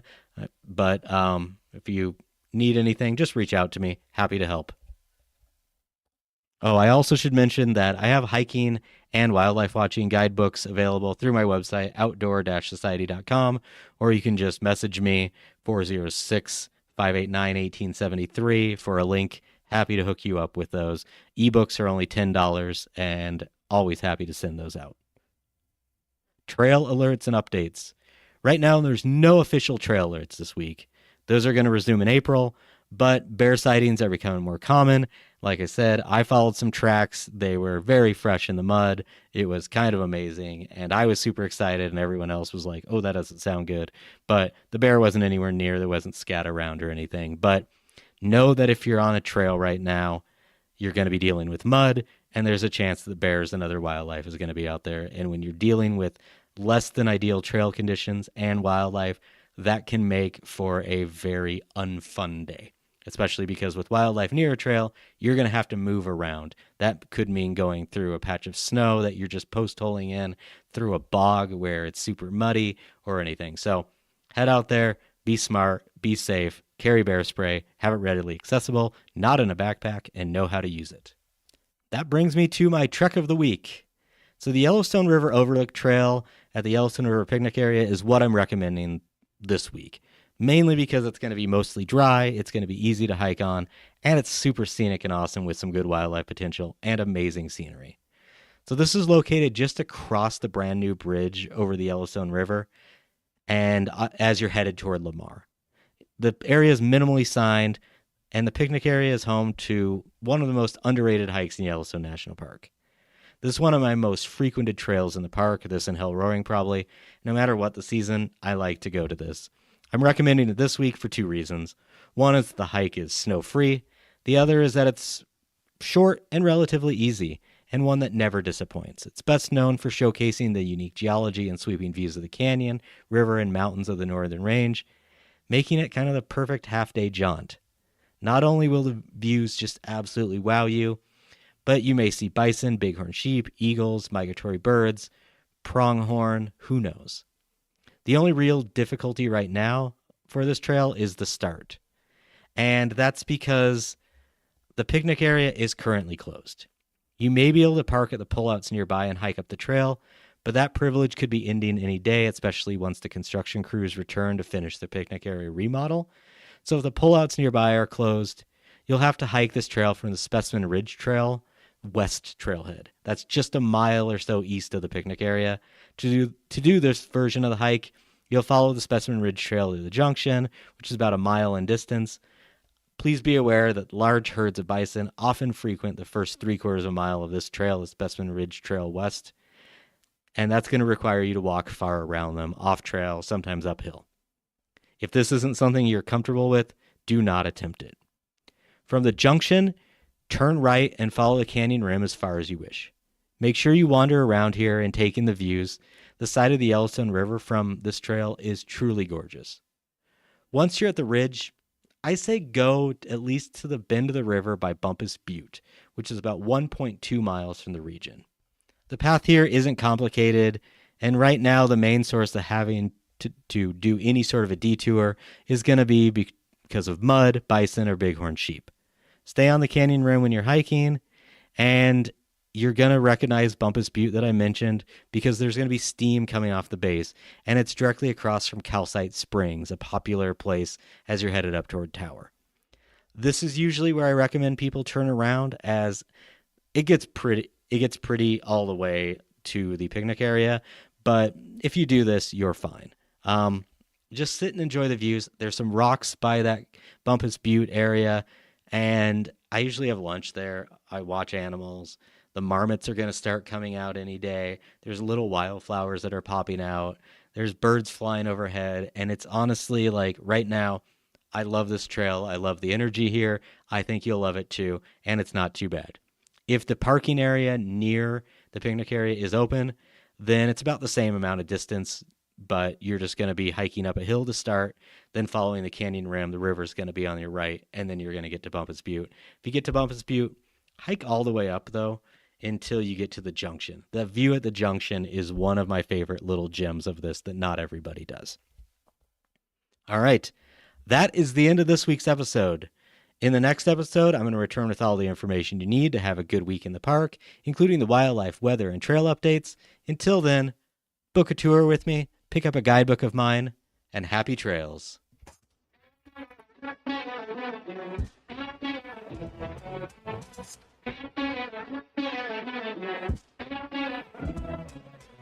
Abrupt ending. This Week in Yellowstone is brought to you by the Outdoor Society. That's my company. It's just me. I do this. It's a labor of love. If you like it, tell your friends, rate and review it. Shoot me a message. Otherwise, keep listening, and I hope to see you in Yellowstone. Copyright 2026, baby!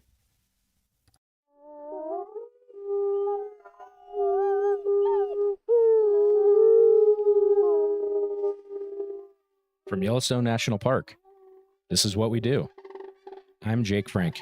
And I'm Miles Barger.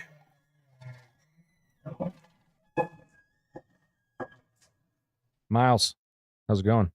Going great. Yeah? How are you? Good. How's your drive to work today? Very short. Yeah. How are the roads? Very clear and in excellent condition. That's good to hear. Honestly, yeah. So, speaking of roads, to start, I have a trivia question. I'm curious if I would say this is on the easier of some of the questions that we've been hearing, but okay.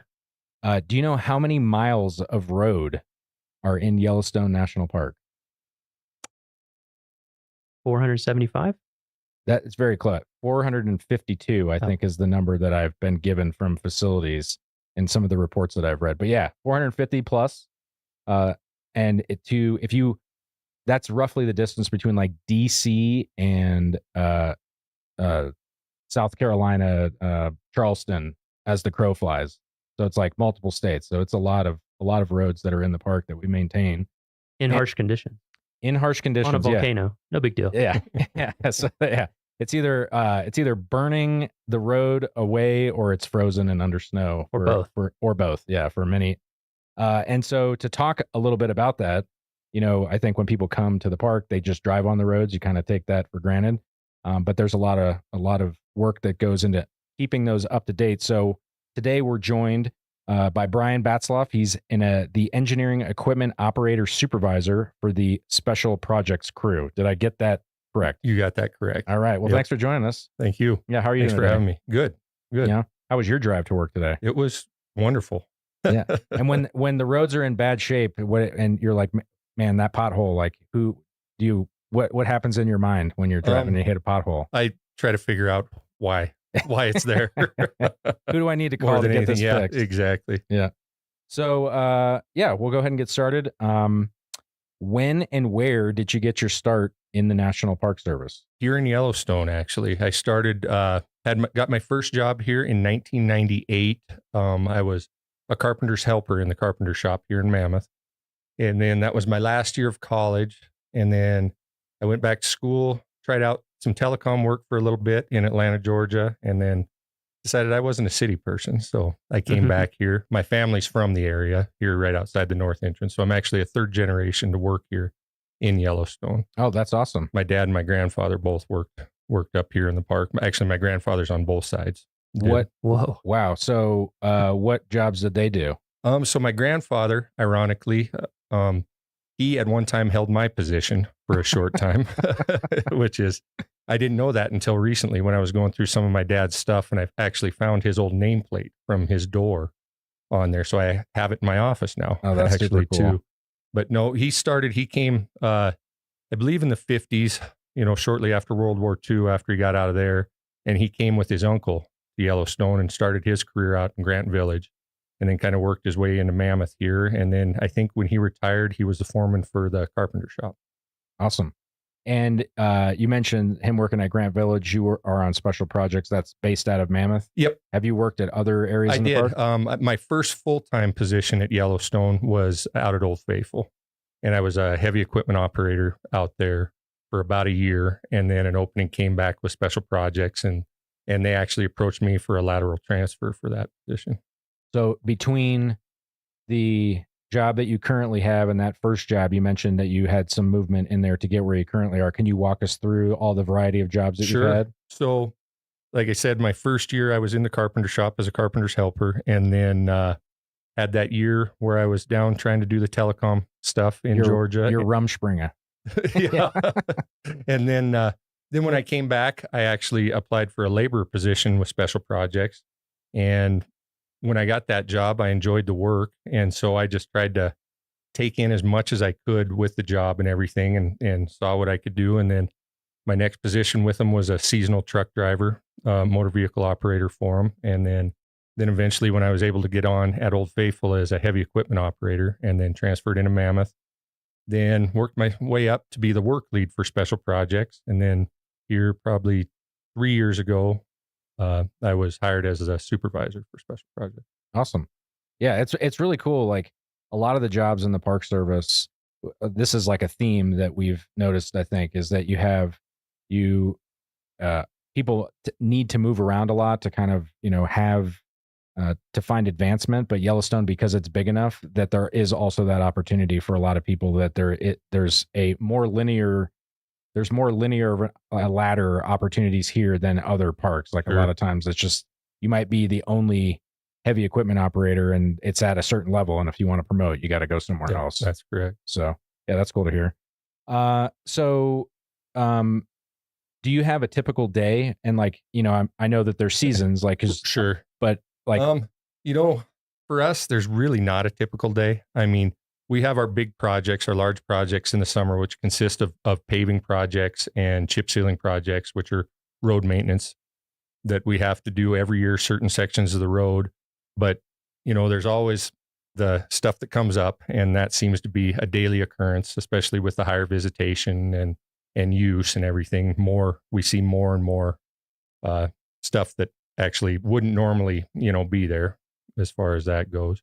But a typical day, I try to get into work probably about an hour before our team shows up, and then get everybody rolling, as my group likes to be out the door and working. So I try to have them out the door by 7:00 on the dot there, so they can get after it. And then kind of whatever the day takes us is where it kind of goes there.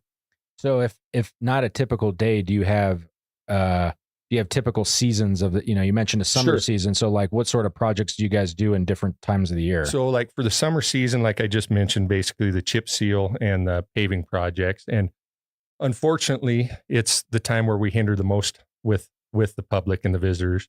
But with the way our work is, it's depends on the weather. I mean, we can't work in the real cold temperatures. We can't do this work if there's a lot of moisture, so unfortunately, July, August is when we're the busiest, and we do create a lot of traffic problems out there in the park, but it is for the betterment so that they can have nice surfaces to see the park on.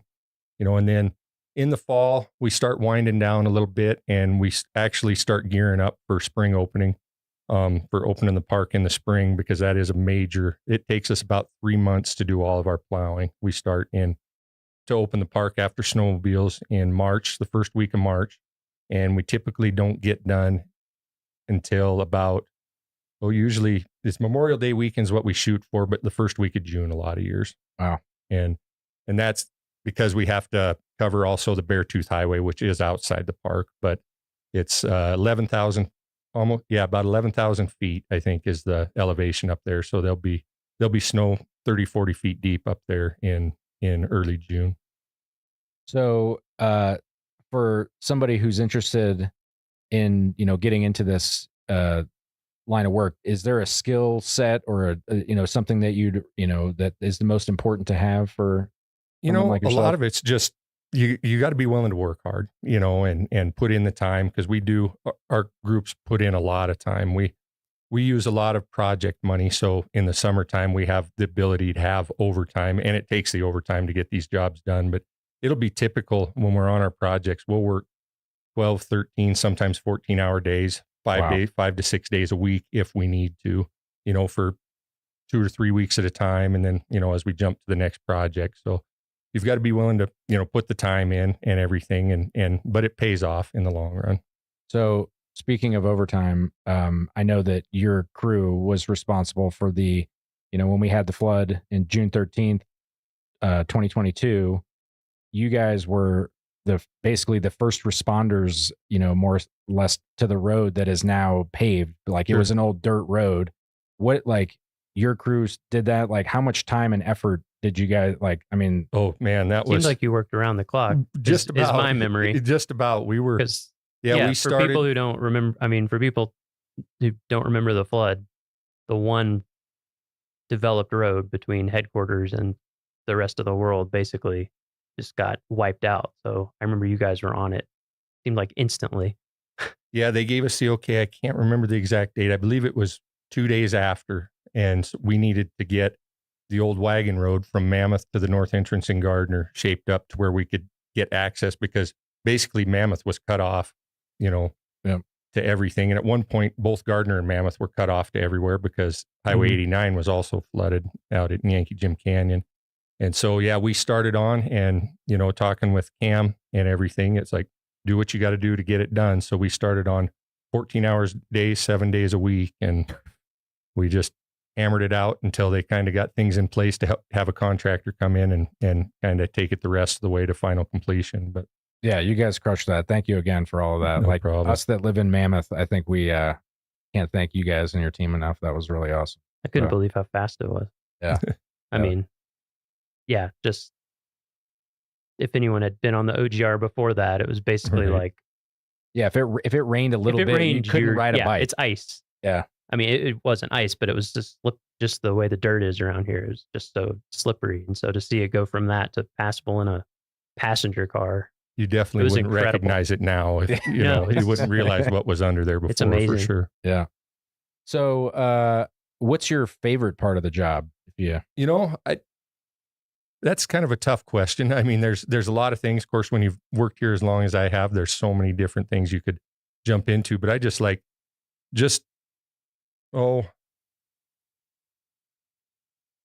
more of the challenge, of everything. And like I mentioned before, with the higher visitation, so that creates its own challenges, and to try to not ruin the visitor experience for everybody. So the challenges that go into planning the projects and making sure that everything's up and running, I think is probably what I enjoy the most of it. And it creates a lot of stress as well. But so like on the flip side, you have things that we all love about working in a national park. Are there any, what's your biggest challenge or the hardest part of your job? Again, I think it would be the planning phase, because there's so many variables. I mean, between weather, between traffic, between just anything just for instance, the OGR, just all of a sudden that threw our whole summer into chaos, because we still had to get our normal work done too that summer. And it just, and that's kind of the way we run a little bit, is get our stuff done, and then whatever else pops up, we'll try to fit that into and go from there. Were you guys able to take a break that winter once it snowed and the road was there? Somewhat. We ended up having a fairly decent winter that winter also. So this winter has actually been kind of a blessing for us. Yes. Yeah. So, with the challenges, obviously if everything's great all the time, then there's no, reason to leave. But with challenges, even with those, what keeps you here? What keeps you in the green and gray? it goes back to the challenges. I mean, I like the challenge. I like to be able to push myself and push my team, and they like to be pushed, and me to be able to say that I went out and look at what we did for that project and be happy with what we did, and have people to come back and even tell us and compliment. I mean, just like you guys' compliments with us, here, that the pride that we have in our work is really. Do you have is there a moment in your Park Service career that kind of stands out as like a defining moment, or something that you did, or like something that you look back on and you're like, man, we did that? Like, if you put it that way, there could be so many, just because of what we do with what we have and what we have to do. I could probably say that for a lot of things, and everything. I can't say that there's one specific thing. I mean, I just look back, there's a lot of years, and I look back and say, wow, we accomplished that much. I mean, I guess the OGR would be a great example though, for that, because that's not just us either. The whole team, the whole park came together for that. Yeah. We had a major role in it, but there was a lot more involved than just us. Yeah. So, we've had a lot of people talk about, how they feel like, the mission of the National Park Service and, keeping this place in great shape for visitors and for future generations. When we think of, national parks, a lot of people think about the resource itself. You guys are working on roads. How do you see yourself fitting into this mission? Like, what is the, how do you feel that you personally and your team contributes to that larger mission? Well, the infrastructure is major. I mean, that's the major of what the visitors, that's their main travel ways, and that makes the experience of their trip to the park. If the infrastructure is poor, they might have the most beautiful scenery, but if they have to drive over terrible roads and, to get there and are miserable doing it, then, they're not going to have a good time and enjoy themselves. So it's important what we do and what we have to do here. Do you have a lot of employees that come into the Park Service from like private industry, contractors, things like that? We get a few. Because I'm just curious what the experience is like. Like it's different. I'm sure. Like you said, planning around the visitors and. Yep, and it's so with what we do, we're so varied in the different tasks that we perform. So we'll get a few private, people that come from private professional settings and everything. But a lot of people, for us, for a lot of years, it's been a lot of development. We've had to develop a lot of people and everything, because a lot of private sector stuff is more centralized on, I do this. They don't have maybe as wide a range of what their skill sets and what they're needed to be. And it doesn't seem like we get as many applicants from the private sector. And I don't know if that is pay gap difference or where that comes from, but we do a lot of inner development for us. And so is there like a formal training, or, for somebody who is wanting to get into this, like how does one get into your line of work? So there is formal trainings out there. There's a lot of like tech schools and things like that will do the trainings, heavy equipment trainings, truck driving trainings for commercial driver's license and things like that. We don't require necessarily any formal training. We do have obviously the trainings that we do through the Park Service and that we do through our department, and everything to keep everything up. And the in-house trainings we do to develop our people is kind of the direction we go. But in order to get these jobs, obviously, you do have to have some experience, with the heavy equipment. You probably need a driver's license. And a driver's license, yes, obviously. And so we require all of our heavy equipment operators have to have a commercial driver's license, Class A Type 1. And so they have to be able to maintain one of those licenses to perform the duties. But other than that, for the most part, no formal training is necessarily required for it. Gotcha. So this is, for the people that are listening that are interested in this type of career, and if they were to go on USA Jobs and look for this, what is the series of your job like? And the people that work for you, do you have that? I believe you actually. Yeah. I wrote it down because I don't remember it off the top of my head. Well, and we're laughing with ourselves because it's like this. It's so in the weeds. You apply for it and then you're like, I forget what my job was. Yeah. So the series is actually for the equipment operators is 5716. we actually do have a couple of other series that are for our seasonals. And I think 3502 is one, and that would be kind of our entry level positions there. And those are seasonal positions. And then I think 5703 is for our seasonal motor vehicle operators that drive our dump trucks and things like that. And what grade are those entry level positions? So the entry level for the labor positions are WG5s, and then our seasonal truck drivers would be WG8s. Gotcha. Cool. So, do you have any advice for somebody other than, obviously have your grandfather work in a park and Sure. you're born into it is, not everybody can do that. But Right. now that you've been in it, you've been doing it for a while, for somebody who is, looking at, transitioning, getting out of the city and wanting to come drive a truck in Yellowstone, what sort of advice? I would say, first of all, get your license. Yeah. Obviously, your commercial driver's license, and apply. Just apply. Get out there and apply for multiple jobs. See what you can get, because there's different things. What we do might not be best suited for what you want to do, but you don't know till you get there. Mhm. I think I've heard that Yellowstone has one of the largest fleets of vehicles out of like every park. We have like 1,200 or something like that. How many heavy equipment machines do we have that you guys run? That's actually a really good question. We have probably just of heavy equipment. This isn't counting our dump trucks, our tractor trailers, our pickups, and our utility trailers and things like that. We have over 70 pieces of equipment just for special projects. Wow. Different what piece of equipment. So for for all the 5-year-old boys that are listening that want to know all the different pieces of equipment, can you rattle off some of the ones that you guys have that you use? Yeah, I can. So we use road graders. We actually have 5 of those just on special projects. We have front end loaders, bulldozers, rotary snow plows. That's usually everyone's favorite. I got to ride in one with you. Yep, Yeah, that was yep. awesome. Yeah. Yep. And those are pretty amazing machines. The ones we have right now will move, I think, 3,500 tons of snow an hour. Oof. And we have 7 of those. Wow. Because like you were saying before, we have over 400 miles of road in the park, and as what we plow in the spring, we have to plow over 300 miles of that in the springtime over packed snow that's been groomed all winter and packed down like concrete, basically. So, and we have basically 2 months to get that done.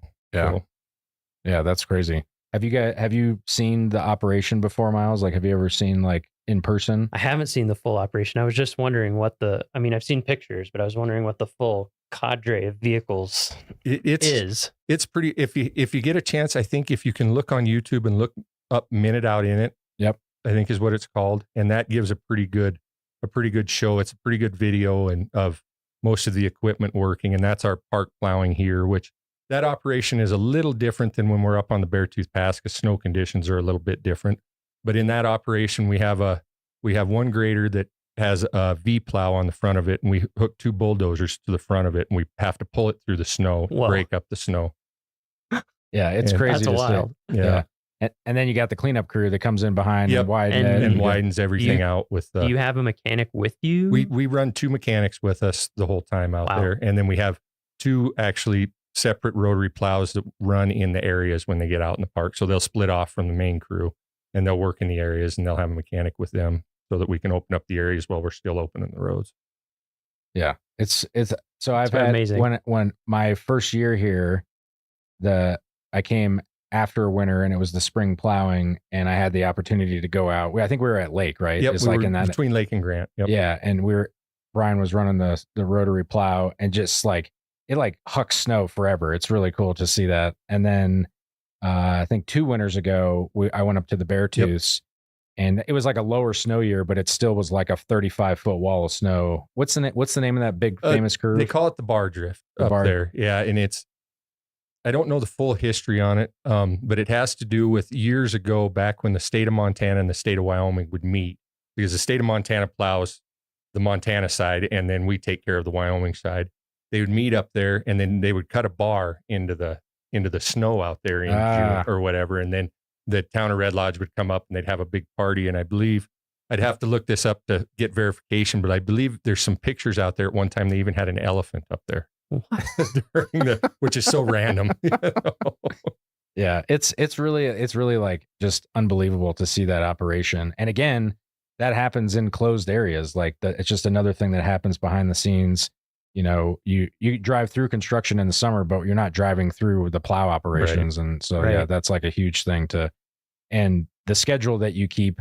I used to work in Glacier, and they also have a road that requires crazy plowing, the Going to the Sun road, but they don't really put a time limit on it. It's kind of like it's open when we're done. Yeah. You guys are like cutthroat, like we got to hit these dates. These are when the things open. And we're pretty proud of that. We haven't missed for the park. We haven't missed an opening date since I've been plowing out here. And I think I've been plowing since 2007 or 2008. Yeah. Yeah. Knock on wood. Yeah. There we go. So, yeah. Another thing I was wondering about is like, I assume you kind of get to know different areas of the park when it, being on a volcano is so weird. Sure. It's just like, has it been interesting over all these years to get to like, there's probably going to be a pothole there this year and like, because the weirdest things pop up on the road, I'll just, one day I'm driving, it's fine. I'd come the next day and there's just like a 3 foot tall, 3 foot wide bubble in the road. And some of it's so unpredictable because the geothermal stuff moves so much.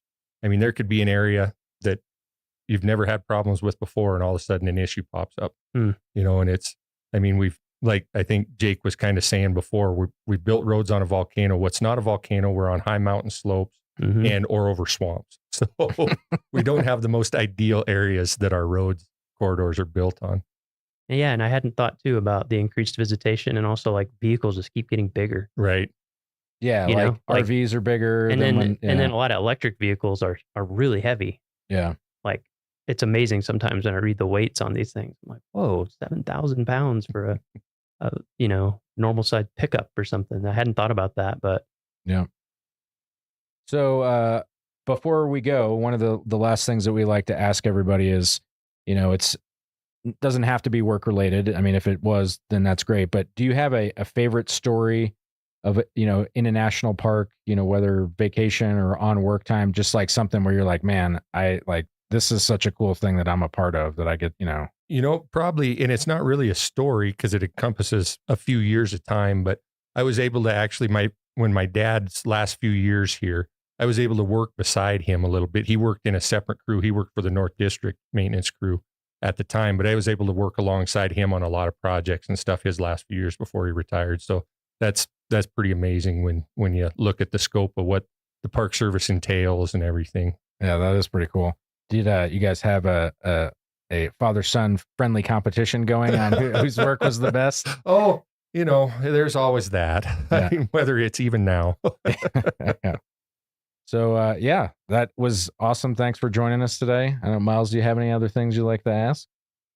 No, I don't think so. Yeah. Well, thank you guys for having me. Yeah, thank you so much. And we appreciate, again, all the work that you guys do, and especially all the work that, hopefully you guys can relax this winter a little bit from the winter 2 winters ago and all that OGR stuff. So. Yeah. Well, thanks again. I appreciate the time and getting the word out there on what we do. Yeah. Because we are kind of one of the behind the scenes type of people. They might see us out there and everything, but a lot of people don't know actually what we really do. So, yeah. Well, that's it for this week's episode of What We Do. Thanks again to our guest, Brian Batzloff. If you like what we do, rate and review the show wherever you listen, because every positive review helps new listeners find the show. If you have questions or you want to learn more about a particular job, contact us using the form at go.nps.gov/whatwedopodcast. Thanks for listening.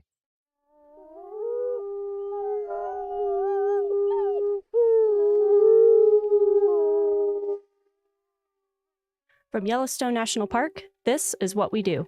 I'm Ashton Hooker. And I'm Brett Rayburn.